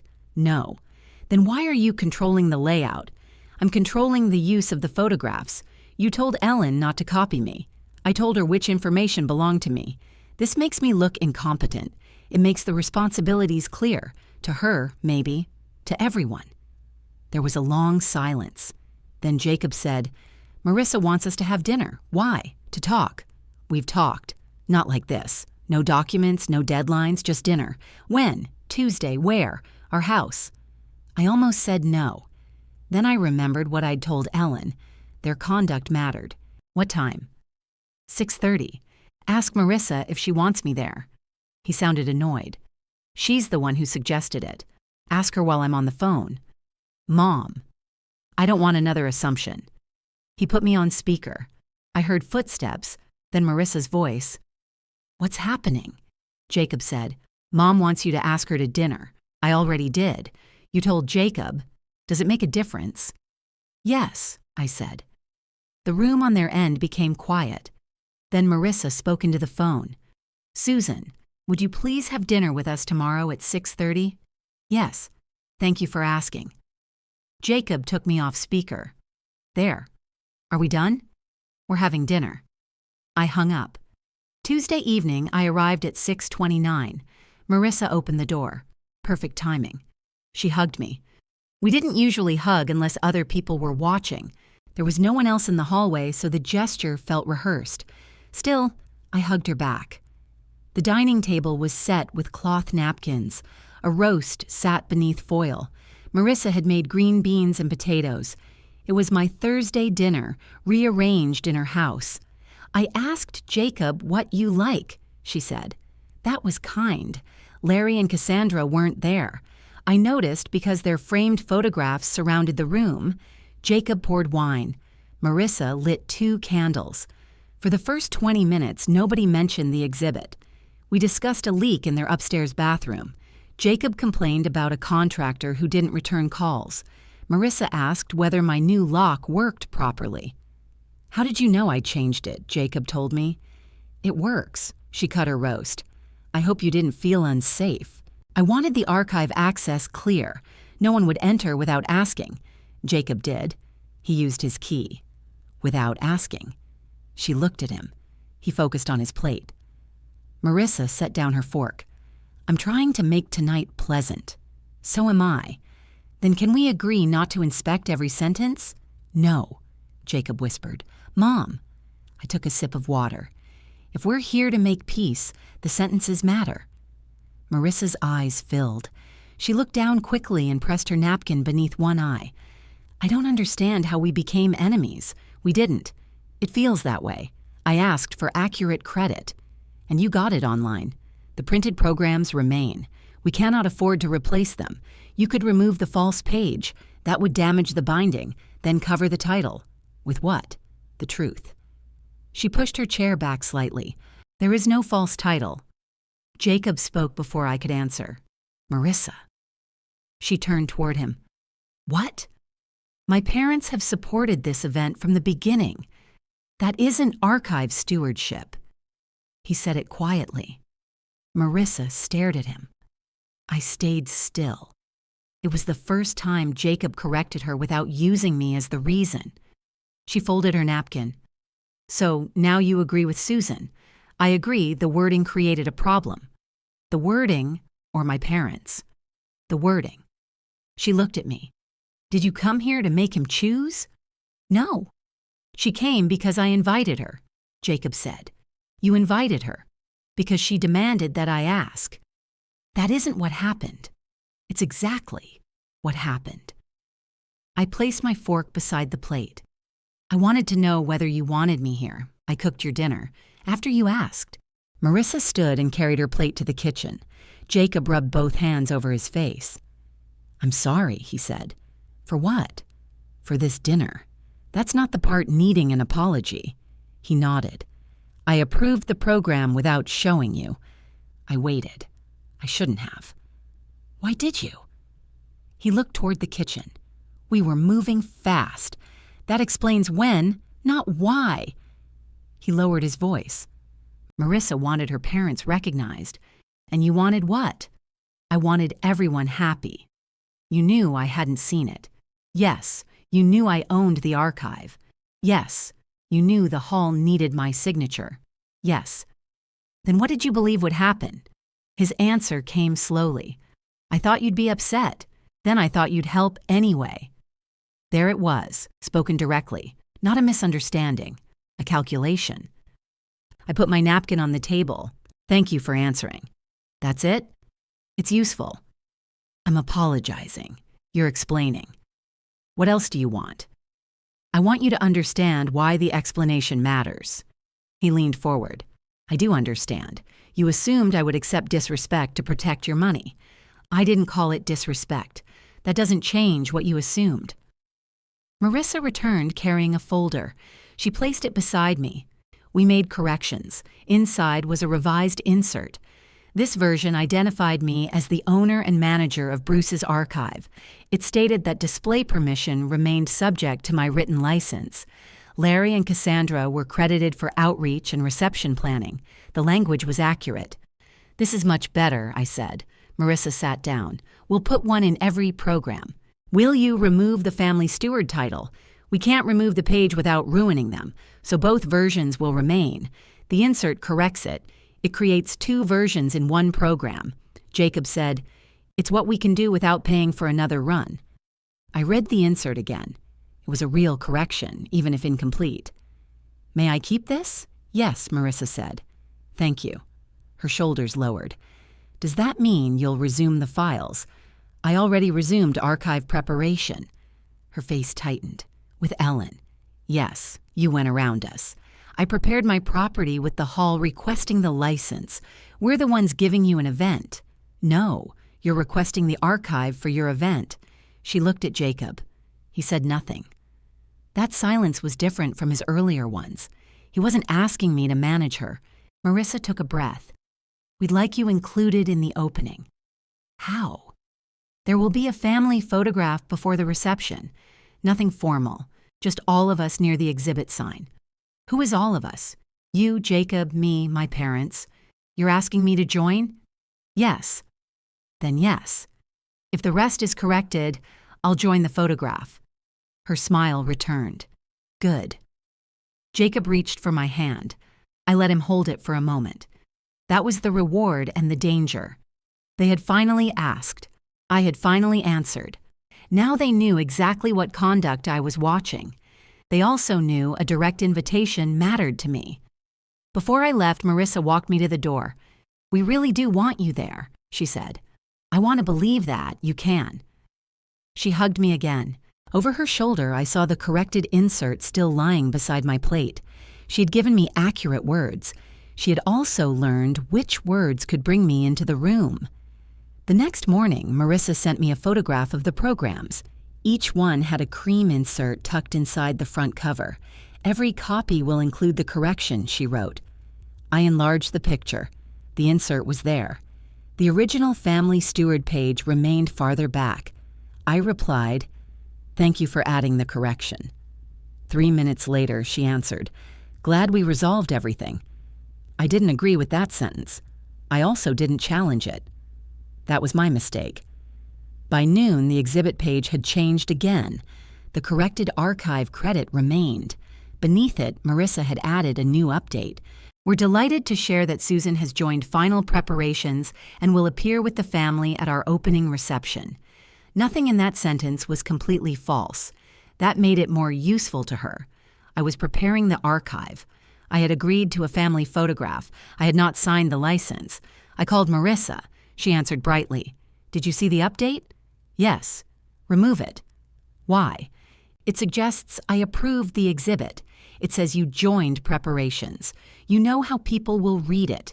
They'll read that we're working together. We're not working together. We had dinner last night. We discussed corrections, and we made them. You added an insert, at our expense. You didn't replace the programs.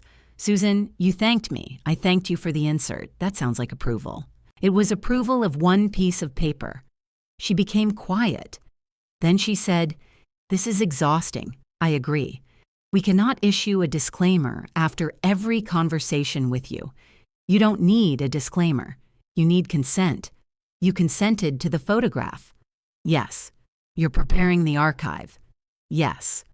"You're attending the opening." "I haven't confirmed that. You told us you would join the photograph." "If I attend." "That wasn't how you said it." I thought back to the table. I had said yes if the rest was corrected. Marissa had corrected enough to make my answer look final. "The rest isn't corrected," I said. "The insert uses your exact language. The original page remains. We cannot replace hundreds of programs." "Then don't say everything is resolved. Jacob needs this update." "Why?" People are hesitating. About attending? About supporting him. There it was again. The announcement wasn't meant to welcome me. It was meant to stabilize Jacob. "Remove my name," I said. "No." She said it calmly. "You don't have permission to announce my participation. We have your own words. You have a conditional answer at a private dinner. Then tell me you're not coming. I haven't decided. You can't keep everyone waiting forever. The hall gave me a deadline. We gave you an invitation. Those aren't the same. They affect the same people." I heard Jacob in the background. Marissa said, "Your mother wants the update removed." He took the phone. "Mom, what happened since dinner?" I read the announcement. "It's good news. It's premature. The archive work is moving. The files haven't moved, but the labels have." How do you know? Ellen sent the setup schedule. She was supposed to send you the public floor plan. She did. Your name is all over it. My name belongs there. Exactly. I closed my eyes. He had taken accurate credit and turned it into proof of approval. Tell Marissa to remove the update. She's not lying. She's using a condition as a commitment. She's trying to repair the damage. What damage? The rights concern, your calls to Ellen, the missing event photograph. That photograph was used without permission. Yes, Mom, everyone knows. His tone had changed.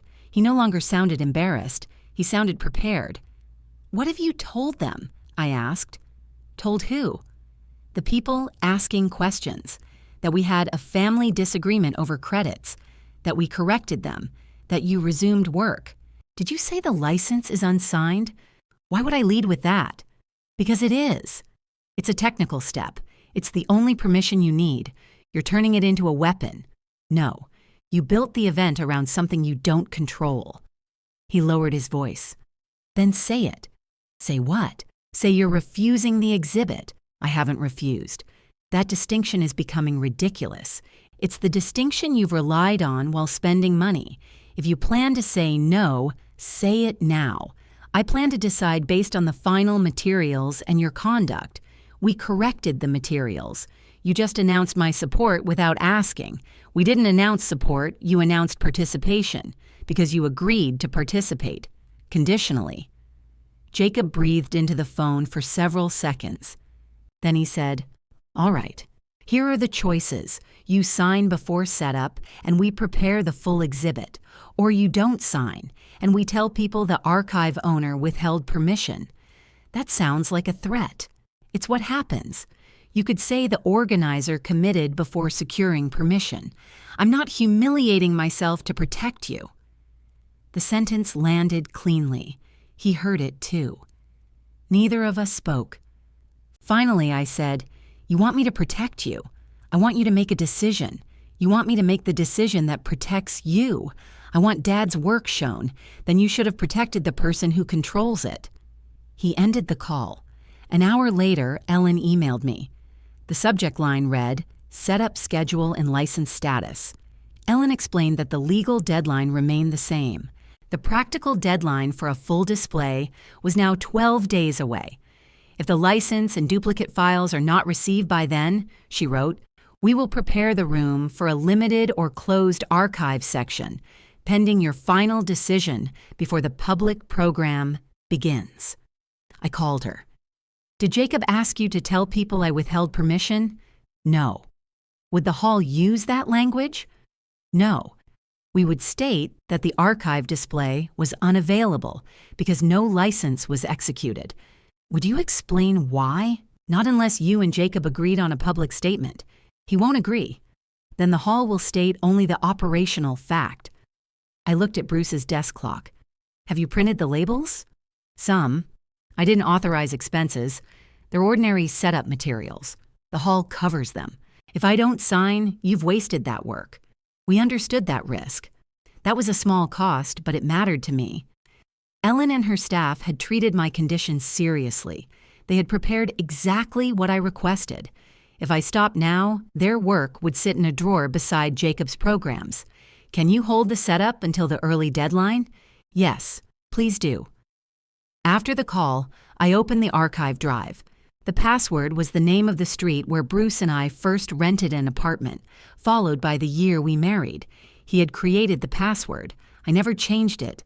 Folders appeared by year. I selected the 20 photographs from my label list and copied them into a separate working folder on my computer. Then I checked each file against Bruce's notes. The work took most of the afternoon. One image was too small for the planned print. I replaced it with another from the same year. One showed a man whose name I couldn't confirm. I removed it. By 5, 19 approved candidates remained. I didn't send them. I closed the drive and returned it to the gray case. At 6, Diane called from the dry cleaner. Your coats are ready, and I'm so glad everything worked out. I sat at the kitchen table. What did you hear? Marissa posted that you're joining the opening. I knew you wouldn't let anything happen to Bruce's exhibit. There was no criticism in her voice. That made it worse. She believed she was complimenting me. "I'm still reviewing the license," I said. "Oh, the exhibit isn't approved yet." Another pause. "Well, I'm sure it will be." "I'm not." Diane became careful. "I hope I didn't speak out of turn." "You didn't. Jacob seems very excited." "I know. I'll put your coats aside. Thank you." When we hung up, I understood the strength of Marissa's update. If I signed, it proved she had been right. If I refused, I became the person who changed her mind after letting everyone celebrate. They had taken my conditional yes and spent it the same way Jacob spent money. I opened the post. More than 100 people had reacted to it. Comments welcomed me. Several thanked me for making Bruce's work available. Larry wrote, "Family finds a way." Cassandra replied, "Always." I saved a copy of the page. Then I sent Marissa one final request. "Please change 'has joined' to 'has been invited.' Remove any statement suggesting the archive is approved." She replied 20 minutes later, "No, the current wording is accurate." I didn't answer. The following Sunday, Jacob failed to call. On Monday, he sent an email instead. Attached were the corrected insert, the archive notice, the floor plan, and the file request. The body contained 4 lines. "Everything you requested is attached. We need the files by Friday for full setup. If you do not provide them, the archive section will be prepared closed. Marissa and I will proceed with the reception either way." At the bottom, he added one more sentence. "I hope you understand what your choice will mean for us." I printed the email. Then I carried it into the study and placed it beside Bruce's notebooks. The price was plain now. If I used the only leverage I had, Jacob might lose his money, his public plans, and whatever reputation he believed the evening would give him. I might lose my son.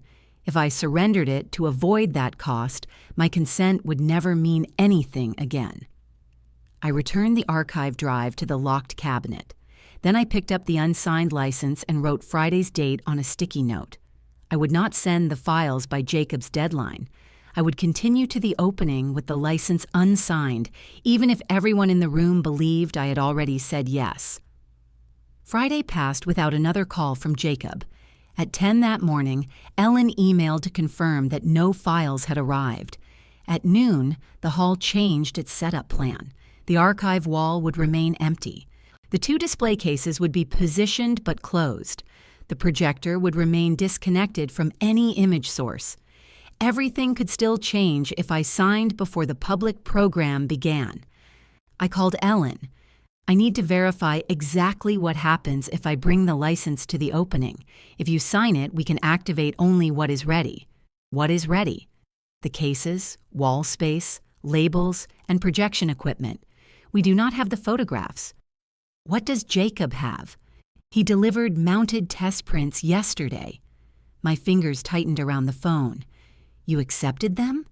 "We accepted sealed production materials. We have not opened or prepared them for display." "Did he tell you where the files came from?" "He said they were made from personal copies. He doesn't have display permission for those." I reminded him of that. "What did he say?" "That you plan to attend and resolve the license." I looked at his email on my desk. "Did you believe him?" "I believed you planned to attend. That isn't what I asked." "No," she said. I did not treat his statement as permission. One uncertainty disappeared. Jacob had tried to move the prints into the building. The hall had kept them sealed. Ellen continued. "If you sign, you may approve those specific prints after inspecting them. If you don't approve them, they remain sealed. And the projection? We would need approved duplicate files from you. I won't bring the master drive." "Please don't. Could I bring a small approved set?" "Yes. We could load a limited projection after signature. How long would that take?" "About 15 minutes. I wrote that down." "If I return the license unsigned?" "The archive display stays closed. We remove the archive announcement from the program area so guests aren't directed towards something unavailable. What happens to the reception?" "Jacob may continue with his welcome. The hall rental is separate from archive permission. And his printing expense? That is between him and his vendor.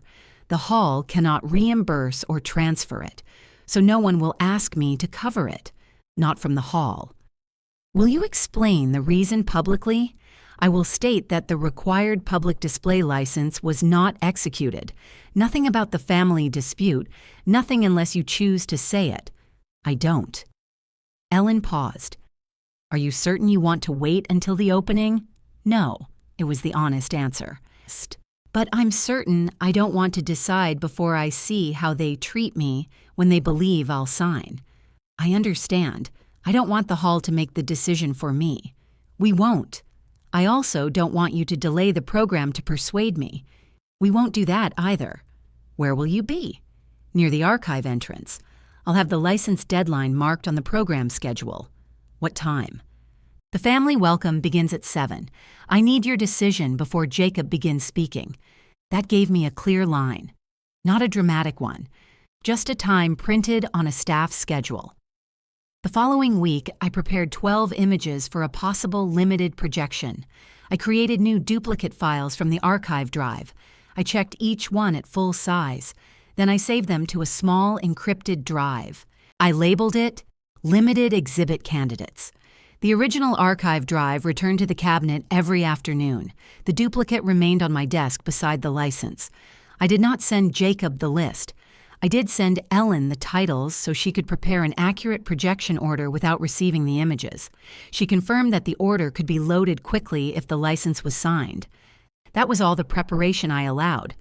Marissa posted every day. One post showed Cassandra folding cream inserts. Another showed Larry carrying boxes into the hall. A third showed Jacob standing beside the exhibit sign with his hands on his hips. The empty archive wall was outside the frame. The captions used words like gratitude, family, and legacy. My name appeared twice. Once as Bruce's widow. Once as the keeper of his photographs. The word owner disappeared from Marissa's posts, though it remained on the official hall page. I saved copies and said nothing. It would have been easy to post the unsigned license. One photograph of the blank signature line would have corrected every assumption. It also would have humiliated Jacob before he had one final chance to act properly. I didn't want strangers punishing him for me. I wanted him to make a choice while he still believed kindness was possible. 3 days before the opening, Cassandra called. I'm confirming what time you'll arrive. Who asked you to confirm? Marissa gave me the reception schedule. What time does she want me? 6:15. The family portrait is at 6:30. The public program starts at 7. Yes. We want photographs before guests fill the room. Who will be in the portrait? All of us. That means? You, Jacob, Marissa, Larry, and me. Thank you for answering. Cassandra gave a small laugh. We're learning. Are you asking whether I consent to being photographed? She paused. Yes. May we include you? Yes. Wonderful. May the photograph be posted publicly? Another pause. We hope to share it. I'll decide after it's taken. Susan, it's an event photograph. It's my image. You're making everything contractual. I'm making everything consensual. She sighed. Fine. We'll ask before posting. Thank you. And you're bringing the license? Yes. Signed? I'll bring it. That wasn't my question. I know. Her voice cooled. Jacob believes the corrections satisfied you. The corrections allowed me to continue reviewing. He thinks you're going to sign. I never said that. You've allowed him to prepare for weeks. He prepared before asking me. We're past that now. No, we're living inside it. Cassandra became silent. Then she said, if you refuse at the opening, people will think you planned this. I didn't plan the program. You know what I mean. I've told Jacob the license is unsigned. Privately. Would you prefer I announce it publicly? No, neither would I. She lowered her voice. Then don't make it public by refusing in the room. That depends on what happens in the room. What could possibly happen? I don't know. That was also honest. I didn't know Jacob would remove me from the portrait. I didn't imagine that sentence. I didn't carry a reply prepared for it. At that moment, I still hoped the family photograph meant something had shifted. Cassandra said goodnight without warmth. The next morning, Jacob came to my house. He rang the bell and waited on the porch. He didn't try the old key. That mattered. I let him in. He carried a garment bag. What's that? Dad's gray jacket. Bruce wore it to weddings and retirement dinners. Jacob had taken it after the funeral because it fit him. I'm wearing it for the welcome, he said. I touched the sleeve through the plastic. He liked that jacket. I know. Don't keep your phone in the inside pocket. It pulls the fabric. Jacob smiled slightly. You told him that all the time. He ignored me. So will I. For a moment, we were all right. Then he looked toward the study. Is the license ready? It's printed. Can I see it? No. Why? Because it remains with me. Did you make changes? No. Then what are you still deciding? Whether I trust the use? He sat on the edge of the sofa. We've done everything you asked. You added the insert. We added it to every program. The original title remains. We cannot fix that without reprinting. You corrected the archive notice. Yes. You stopped using unapproved photographs online. Yes. You removed the post about my participation. He looked at me. Marissa's update had disappeared the previous evening. I had noticed, but said nothing. Yes, he said. We removed it. Why? Because you asked. I asked weeks ago. We're doing it now. I sat across from him. What changed?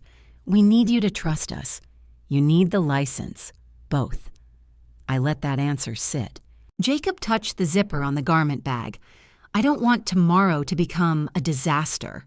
Neither do I. If you have concerns, tell me now. I've told you each one. Is there anything new? No. Then sign tonight. No. His hand fell away from the zipper. Why make me wait? Because your behavior tomorrow matters. What do you think I'll do? I don't know. That's a terrible thing for a mother to say. It's a terrible thing for a son to make true. He stood. If you refuse in front of everyone, I don't know how we come back from that. I understand. Do you? Yes. You could lose me over a program. No, Jacob.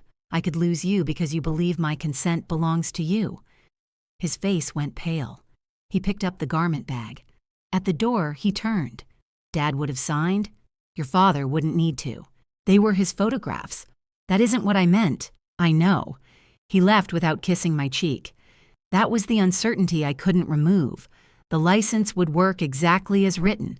The hall would enforce it. The archive would remain mine. None of that told me what would remain between my son and me.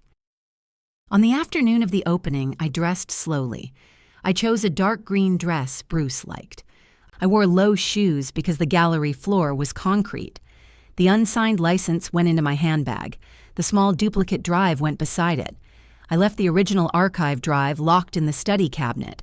At 6:12, I entered Cedar Avenue Arts Hall. The sealed print boxes sat behind the rights desk. The display cases stood open and empty. The projector screen glowed blue without an image. Ellen met me near the archive entrance. Nothing has been displayed, she said. Thank you. She showed me the program schedule. A red line appeared above the family welcome. Your decision comes here. I understand. If you return the signed license, we open what you approve. If you return it unsigned, we close the archive section. I understand. She didn't advise me. She didn't reassure me. She simply returned the paper to my hand. I placed it back inside my handbag. Across the gallery, Marissa unfolded a black tripod. Larry and Cassandra moved beneath the exhibit sign. Jacob came out of the side room wearing Bruce's gray jacket. He saw me and smiled. Then he held out his hand, waiting for me to join them. I walked across the gallery. Jacob squeezed my fingers. You look nice, Mom. So do you. He touched the front of Bruce's jacket. It still smells like his closet. That may be the mothballs. He laughed. For a few seconds, the room felt easier. Marissa stood behind her phone, adjusting the tripod legs. She wore a dark blue dress and silver earrings. Cassandra had helped pin up her hair. You made it, Marissa said. You invited me. She smiled. Yes, we did. Larry moved a reception table 6 inches to the left. Marissa wants the sign centered behind us. The exhibit sign stood on a wooden easel. It showed Bruce's name above one of Jacob's production titles. There was no photograph on it. Ellen had required a text-only sign until the license was signed. Guests were beginning to arrive. Some stopped near the sealed print boxes. Others looked through the glass doors toward the empty cases. The blue projector screen glowed at the far end. Diane came in wearing a red scarf. She saw me and waved. "I knew you'd be here." I smiled but didn't answer. Marissa checked her phone. "We need to do this now." Cassandra moved beside Larry. Jacob stood next to Marissa. I waited near the end. Marissa looked at the screen. "Susan, come closer. There's a gap." I stepped toward Jacob. He put his arm around my shoulders. That small gesture nearly settled everything for me. I could feel the wool of Bruce's jacket against my cheek. Jacob's hand rested lightly on my upper arm. Marissa adjusted the phone again. "We'll take one landscape and one vertical." Larry asked, "Which way are we looking?" "At the phone, Dad." Jacob glanced at me. "Ready?" "Yes." Marissa pressed the timer. A small white circle began counting down.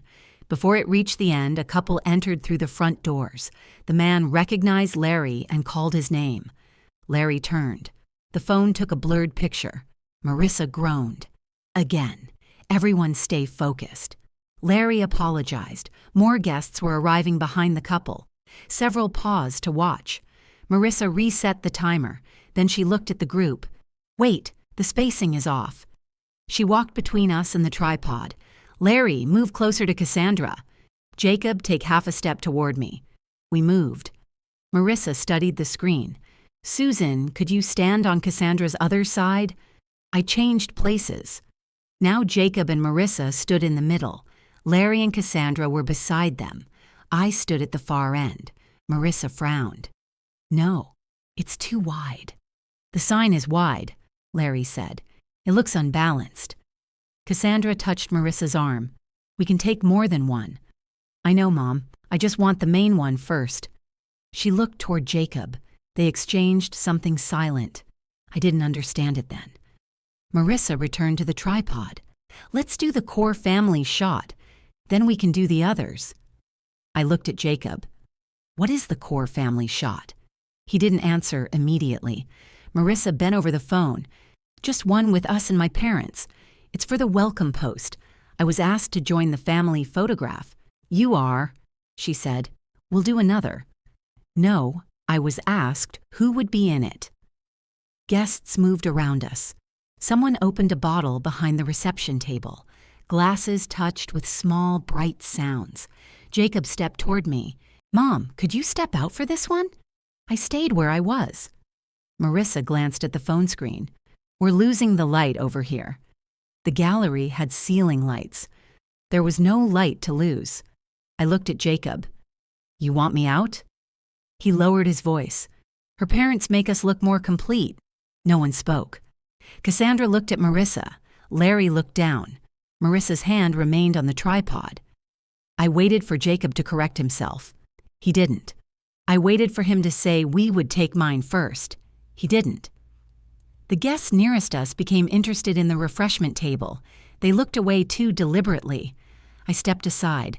Not far, just beyond the edge of the exhibit sign. Marissa took my place beside Jacob. She set the timer. The four of them turned toward the phone. Jacob put one arm around Marissa. His other hand rested at his side. The phone counted down. 3, 2, 1. They smiled. The picture was taken beneath Bruce's name. Marissa hurried to the tripod and examined it. "That's the one." Cassandra asked, "Should we do the next one?" Marissa was already tapping the screen.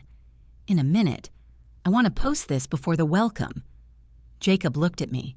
His face had changed. Perhaps he finally heard his own sentence. "Mom," he said. I opened my handbag. His eyes went directly to it. That told me where his attention had been all evening. I took out the license. The folded pages made a soft sound as I opened them. The signature line remained blank. Jacob moved closer. Can we talk privately? No, please. You made your decision here. His face went pale. Marissa looked up from her phone. What's happening? I folded the license again. Jacob whispered, Mom, don't. I didn't answer him. I walked toward Ellen. She stood beside the archive entrance holding the program schedule. Her eyes moved from my face to the document. I placed it in her hand. It remains unsigned. She opened it and checked the signature line. All right. That was all she said to me. No congratulations. No judgment. She looked at the clock above the gallery doors. Then she drew a line through the archive opening on her schedule. Jacob reached us before she finished. Ellen, wait. The license has been returned unsigned, she said. We need 5 minutes. The decision deadline has arrived. It hasn't. The welcome hasn't started. It begins in 4 minutes. We need to close the section before guests enter it. He turned to me. This is because of the picture? I looked at Bruce's jacket. This is because you still believe I'm useful outside the frame. Marissa joined us. That's not fair. We were going to take another one. You were going to add me after posting the family picture. It's a promotional image. Yes, that doesn't mean you're excluded. It means exactly what you arranged. Marissa's phone remained in her hand. The new post was visible on the screen. The caption read, 2 generations of family stewardship welcoming Montclair tonight. There were only 2 generations in the photograph. Bruce was being counted without being shown. I didn't mention that. Jacob held out one hand toward the license. Give it to me. Ellen kept the pages against her clipboard. I cannot release Mrs. Higgins' document to you, then give it back to her. I returned it to the rights coordinator. I said, sign it. No.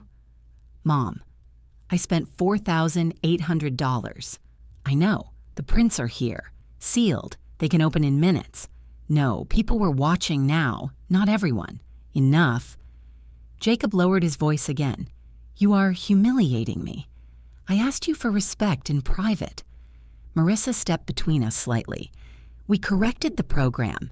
You invited me into a photograph, then removed me. You agreed to more than one photograph. I agreed to the family photograph. This is ridiculous. Ellen spoke before I did. We need to begin closing the archive area. Jacob turned to her. You don't have to do that. Yes, I do. My father made these photographs. That does not give the hall public display rights. I'm his son.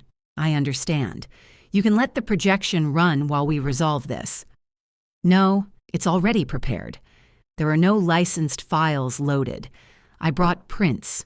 They remain sealed. He looked toward the boxes behind the desk. Larry had moved closer.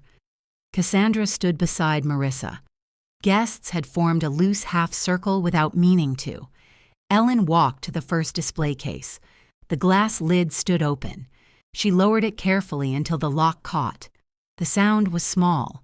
It carried across the room. She closed the second case. Both remained empty. Then she crossed to the projector station and switched off the blue screen. The wall went gray. An assistant came from the side room. Ellen pointed to the archive announcement near the gallery entrance. The assistant lifted it from the easel. Beneath it was a plain sign for the Arts Hall's regular programs. Bruce's name disappeared from the entrance. Jacob watched each action. He looked as if he expected someone to stop it. No one did. Ellen returned to the rights desk and faced the room. I'm sorry for the change, she said. The archive portion of tonight's program will not open because the required public display license was not executed. The reception space remains available and staff can answer practical questions. No speech about me. No accusation against Jacob. Just the rule he had known before spending the money. A woman near the cases asked, so there won't be any photographs? Not from the Higgins archive, Ellen said. I thought this was a photography exhibit. The archive display is unavailable. The woman looked at the blank wall. So what are we here for? No one answered. Jacob turned to me. You could fix this right now. I kept my handbag closed. No. After everything we corrected? You corrected what you had to correct. That was what you wanted. I wanted to see whether the correction changed how you treated me. His mouth opened. No words came. Marissa looked around the room. People were whispering. Some checked the event page on their phones.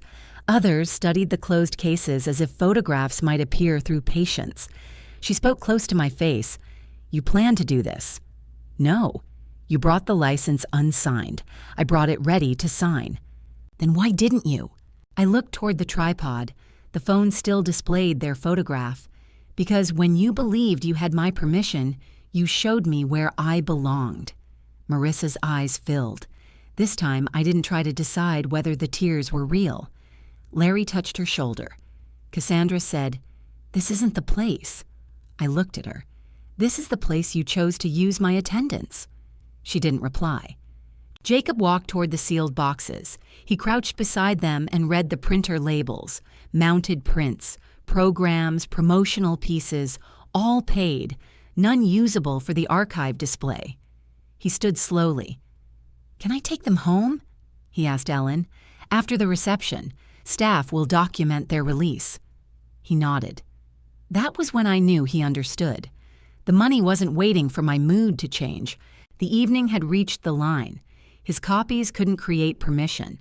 His role as a son couldn't create permission. A room full of expectation couldn't create permission. Only my signature could. He looked at me across the empty cases. For the first time, he didn't ask again. Marissa's post continued gathering reactions. Guests who had seen it expected a united family opening Bruce's archive. Instead, the 4 people in the photograph stood beneath a text-only sign while Bruce's work remained sealed and dark. Diane approached me carefully. "Are you all right?" "Yes. Did you know the display would close?" "I knew it could." She looked toward Jacob. He said everything was resolved. It wasn't. "Was the license yours to sign?" "Yes." "And you didn't?" "No." She nodded slowly. Then she looked at the empty wall. "I think I understand." That was enough. I didn't explain the programs. I didn't show her the posts. I didn't take out the probate assignment. The closed cases had already explained the only fact that mattered. Jacob walked to the front of the room when 7 o'clock arrived. He stood beneath Bruce's name, wearing Bruce's jacket. The welcome cards trembled in his hand. Marissa joined him. Larry and Cassandra stood where the program placed them. There was no photograph behind them. There was no family archive around them.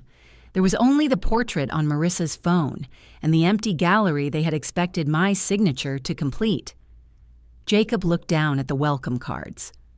"Thank you for coming," he began. His voice sounded thin through the microphone. "We had planned to share my father's photographs tonight. That portion of the program is unavailable. Someone near the back asked why." Jacob gripped the cards. The required permission was not completed. He glanced at me. Then he looked away. "The reception will continue. We appreciate the hall for allowing us to gather." Marissa stepped toward the microphone. "We hope everyone will stay. This evening is still about family and community. Several people did stay. Many didn't. They spoke quietly while collecting their coats. Some stopped to thank Ellen. A few passed Jacob without looking at him. Diane squeezed my hand before leaving. "I'm sorry," she said. "You didn't do anything. I believed the posts. So did many people." The food remained untouched along one side of the room. Cassandra stood behind the reception table offering plates to guests who had already buttoned their coats. Larry carried unopened bottles back into their boxes. Marissa kept checking her phone. The portrait was still public. Comments had changed. "Where is Susan? Why wasn't Bruce's widow in the family picture? Is this the same event with no photographs?" One person copied the hall's statement beneath the post. "The archive display is closed because no license was executed." Marissa deleted that comment. Someone posted it again. She turned to Jacob. "You need to say something." He was folding the welcome cards in half. "What?" "That your mother changed her mind at the last minute."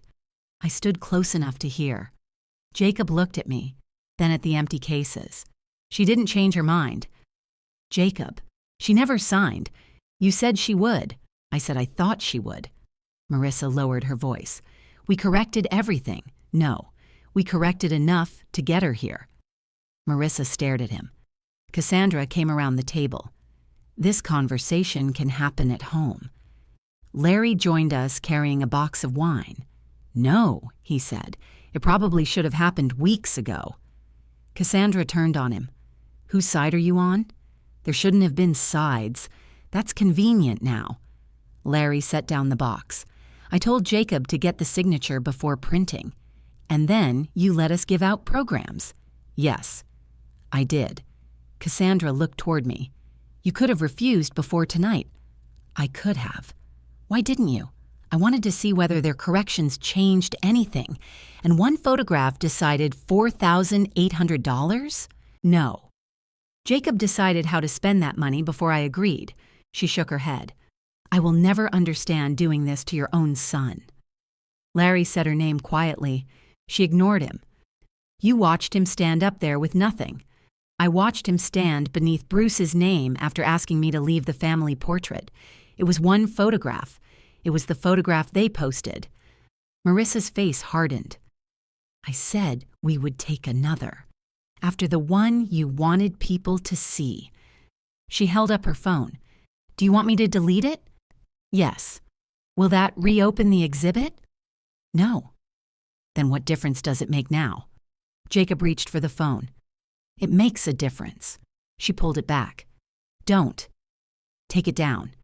"You're blaming me." "I'm blaming both of us." That stopped her. Jacob didn't say everything was Marissa's idea. He didn't ask me to calm her. He stood beside the empty archive and included himself. Marissa looked at the comments again. Then she deleted the post. The picture disappeared from her page. It remained on her phone. It remained in my mind. Neither could be repaired by pressing a button. At 8:30, the hall began clearing the room. Ellen released the sealed print boxes to Jacob. He signed for each one. I watched him load them onto a cart. "Do you need help?" I asked. He looked surprised. "No. I can hold the door." "No, Mom." His answer wasn't angry. He pushed the cart himself. The boxes barely fit in his car. Larry offered to take one, but Jacob shook his head. "I paid for them. I'll take them." He didn't ask me to reimburse him. He didn't mention the money again that night.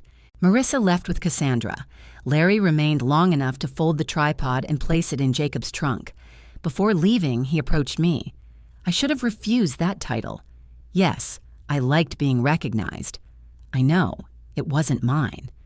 "No." He nodded and walked away. Cassandra didn't say goodbye. The next morning, Jacob came at 9. I was still in my robe. He rang the bell and waited. When I opened the door, he held Bruce's jacket over one arm. I didn't know where else to put it. "Come in." He entered but stayed near the door. "I'm sorry." I waited. "I'm sorry for last night." "What part?" His eyes filled. "The picture, the program, spending the money before you signed." He looked toward the study, and acting like Dad's work became mine because I wanted to show it. I tightened my robe belt. "Why did you ask me to step out?" He rubbed the jacket sleeve between his fingers. "Marissa said the first post needed a cleaner group. That isn't what you said." "No, you said her parents made you look more complete." "I know. Did you believe it?" He swallowed. At that moment, I wanted the picture to look like the people who built the event. And I hadn't? You had, more than anyone, but not in the way you wanted people to see. He sat on the bottom stair. "I don't know why I said it. I do." He looked up. "You thought I would step aside and still sign." His face folded. "Yes." The answer hurt more than an excuse would have. It was also the first useful beginning. "I'm sorry," he said again. "I heard you. Can we fix this?" "Not today. Will you ever let the photographs be shown?" "Maybe." "What do I have to do?" I went upstairs and dressed. When I returned, Jacob was still on the stair. He had placed Bruce's jacket across his knees. I brought my yellow pad to the kitchen. He followed. I wrote while I spoke. "The portrait comes down everywhere you control." Marissa deleted it. "Check the event pages and shared posts." "I will. Every credit gets corrected, not just the hall page." "All right. You tell people what actually happened. His shoulders stiffened. What do you mean? You committed my property and my labor before receiving consent. Publicly, wherever you presented the event as approved. He looked at the table. That will make me look terrible. It will make you accountable. What about Marissa? She has her own decision. He nodded slowly. What else? You and Marissa complete 6 months of archive cataloging with me. His eyes lifted. 6 months? Yes. How often? 1 supervised session each week, 2 hours. At your house? Yes. What happens after 6 months? I reconsider a smaller exhibit. Do we get the archive files? No. You work from what I provide while you're here. Do I become a manager? No. Representative? No. He almost smiled, but didn't. What am I? My assistant. The word sat between us. He had given me less in the printed program. Now he understood exactly what it meant. And Marissa, he asked, also my assistant. She may not agree. Then there is no reconsideration. He folded his hands. Can I start without her? You can begin correcting your part. That's not what I asked. I know. He stood. I'll talk to her. Don't pressure her with the money. I won't. Don't tell her I'm forcing you to choose. He nodded. I won't. And Jacob? Yes? An apology doesn't restore access. I understand. Do you? He looked toward the locked study. I don't get the drive because I cried in your kitchen. That's right. He carried Bruce's jacket upstairs and hung it in the hall closet. Then he left. That afternoon, he removed the portrait from the remaining event pages. He corrected the exhibit description on his personal account. His statement was short. I organized production before obtaining permission from the archive owner. Susan Higgins had not approved the printed credits or public display. The archive section closed because the required license remained unsigned. The expense was my responsibility. Comments appeared quickly. Some defended him. Some criticized me. Jacob didn't argue with either group. He left the statement up. Marissa did not share it. 2 days later, she called. Jacob says, you're requiring 6 months. Yes, that's excessive. You don't have to participate. Then he loses any chance of another exhibit. You both used the archive. I wrote a program. You also used my attendance to reassure people. We invited you. You removed me from the picture you posted. She became quiet. What exactly would cataloging involve? Dates, locations, names, condition notes, and approved titles. For free. Yes. So you want labor. I want you to understand the labor you reduce to a thank you line. She breathed out slowly. And after 6 months, you guarantee an exhibit? No. Then why would I agree? That is your decision. She ended the call. I didn't call back. The following Tuesday, my doorbell rang at 6:55. Jacob stood on the porch carrying 2 pencils and a notebook. Marissa stood beside him with the printed program under her arm. Neither had a key. They waited until I opened the door. I stepped aside. They entered without assuming. Marissa placed the printed program on the dining table. We went through every public page, she said. The incorrect posts are gone. Shared copies? Jacob contacted the people who shared the portrait. And the programs your parents distributed? My father sent corrections to all 24 people. Your mother? Marissa pulled out a chair. She still thinks you should have handled it privately. She's entitled to think that. She won't apologize. I didn't ask her to catalog. That answer seemed to surprise Marissa. She'd expected me to use the archive to repair every family relationship. I wasn't interested in that. Larry had admitted his part and corrected the information he distributed. Cassandra chose distance. I could live with an honest distance. Jacob set his pencils beside the yellow pad. Where do we start? I brought out 1 notebook and a stack of contact sheets. The archive drive remained locked away. We start with dates, I said. For the first 20 minutes, they worked without talking. Jacob matched notebook entries to numbered photographs. Marissa typed each confirmed date into a spreadsheet on my old laptop. She reached one of the images from our first dinner. "After rain," she read. "Yes." She looked at me. No new title. She entered Bruce's words exactly. At 8, Jacob stood and stretched. "Can I make coffee?" "Yes." He went to the kitchen. Marissa remained at the table. "I was angry when you closed the exhibit." "I know. I thought you wanted everyone to watch us fail. I wanted the photographs used with permission. It didn't feel that simple. It wasn't simple.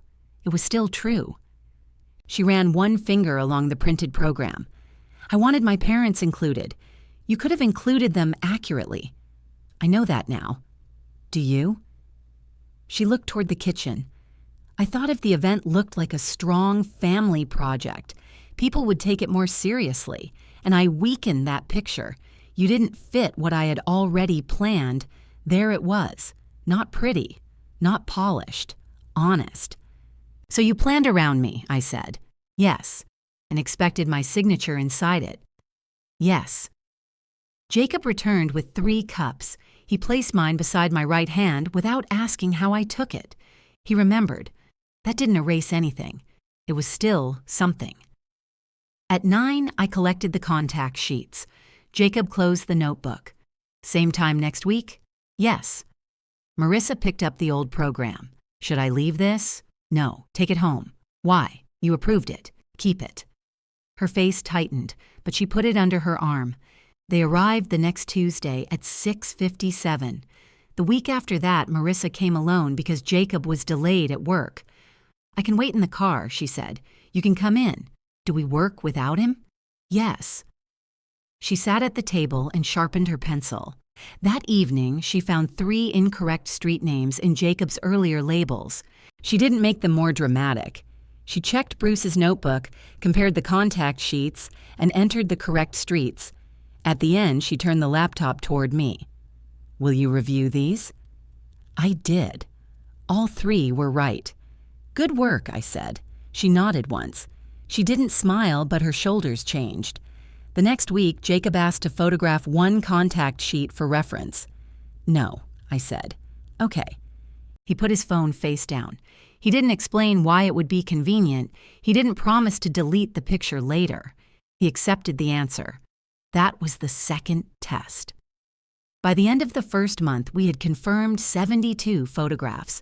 At the end of the second, Jacob brought a revised catalog page. The credit read, "The Bruce Higgins Photographic Archive, owned and managed by Susan Higgins." Below it, Jacob and Marissa were listed as cataloging assistants. Marissa had typed that line herself. "Is this accurate?" she asked. "Yes. Then we'll use it on every working document." They did. In the third month, a local group asked Jacob to post one of Bruce's train station photographs. The request came through the old exhibit page. He brought the email to our Tuesday session. What should I tell them? That the photograph isn't licensed for their page. Would you consider licensing it? Not now. All right. He wrote the reply while sitting at my table. He didn't tell them I was difficult. He didn't say rights concerns were being resolved. He said the image was unavailable because permission had not been granted. Then he showed me before sending it. That mattered more than another apology. During the 4th month, I caught a bad cold. I canceled our Tuesday session. Jacob called. "Do you need groceries?" "I have food, medicine. I'm fine. Can we come Thursday instead?" "Yes." He didn't ask for the cabinet key so they could continue without me. On Thursday, they brought soup, not lemon squares, not flowers. Soup in a plain container I could reheat. We worked for 40 minutes before I became tired. "That's enough," Marissa said. "We have another page. It can wait." 6 months earlier, she had treated every delay like sabotage.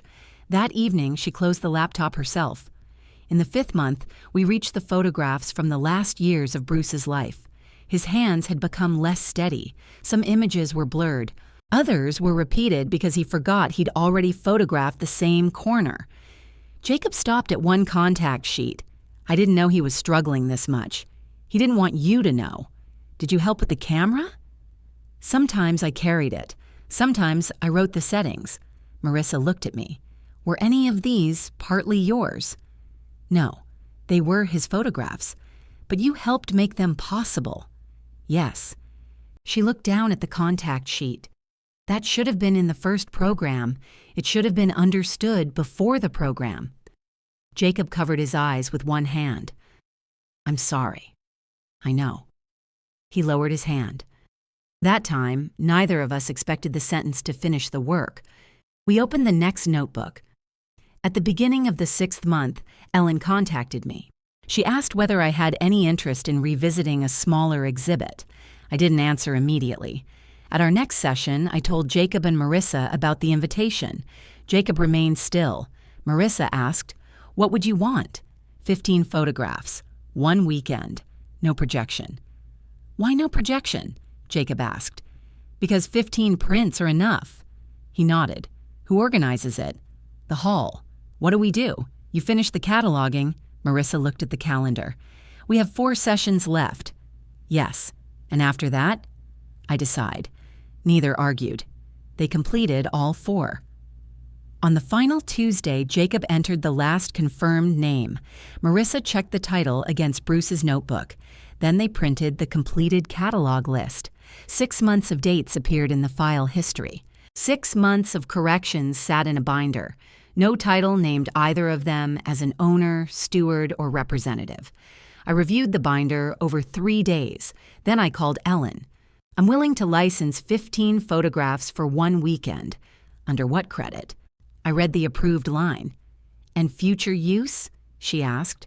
None without a new written license. Promotional use? Only the hall's text announcement. No photographs. Who receives the duplicate files? The hall for preparation, then Jacob for return to me. May Jacob keep copies? Only the 15 covered by this license. No master files. I'll draft it. The document arrived the next afternoon. I read every page. Jacob read it at my kitchen table, but he didn't touch the signature line. This says you can end permission if we exceed the approved use. Yes. And the files can't be copied again. Yes. What happens after the weekend? You return the duplicate set to me.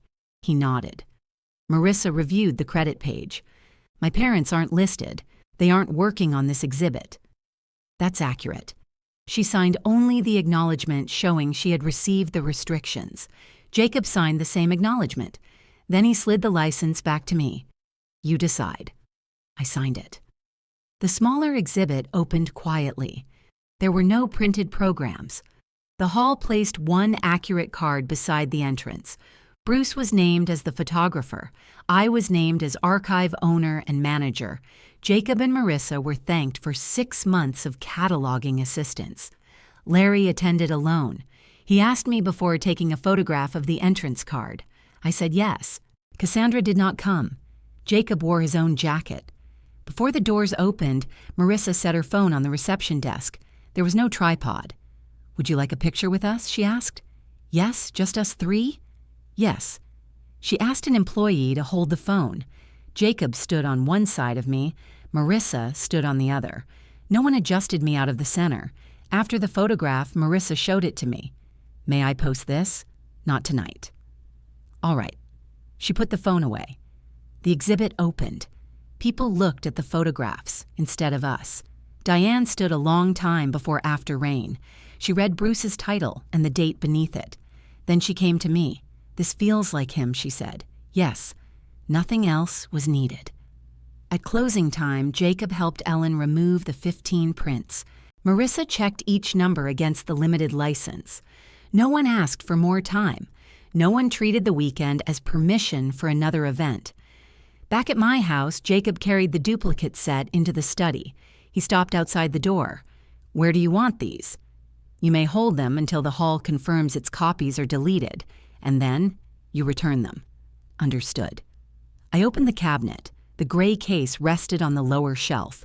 I took out the original drive and checked the label Bruce had written years before. Jacob waited behind me with the smaller duplicate set in both hands. He didn't reach toward the cabinet. He didn't ask for a key.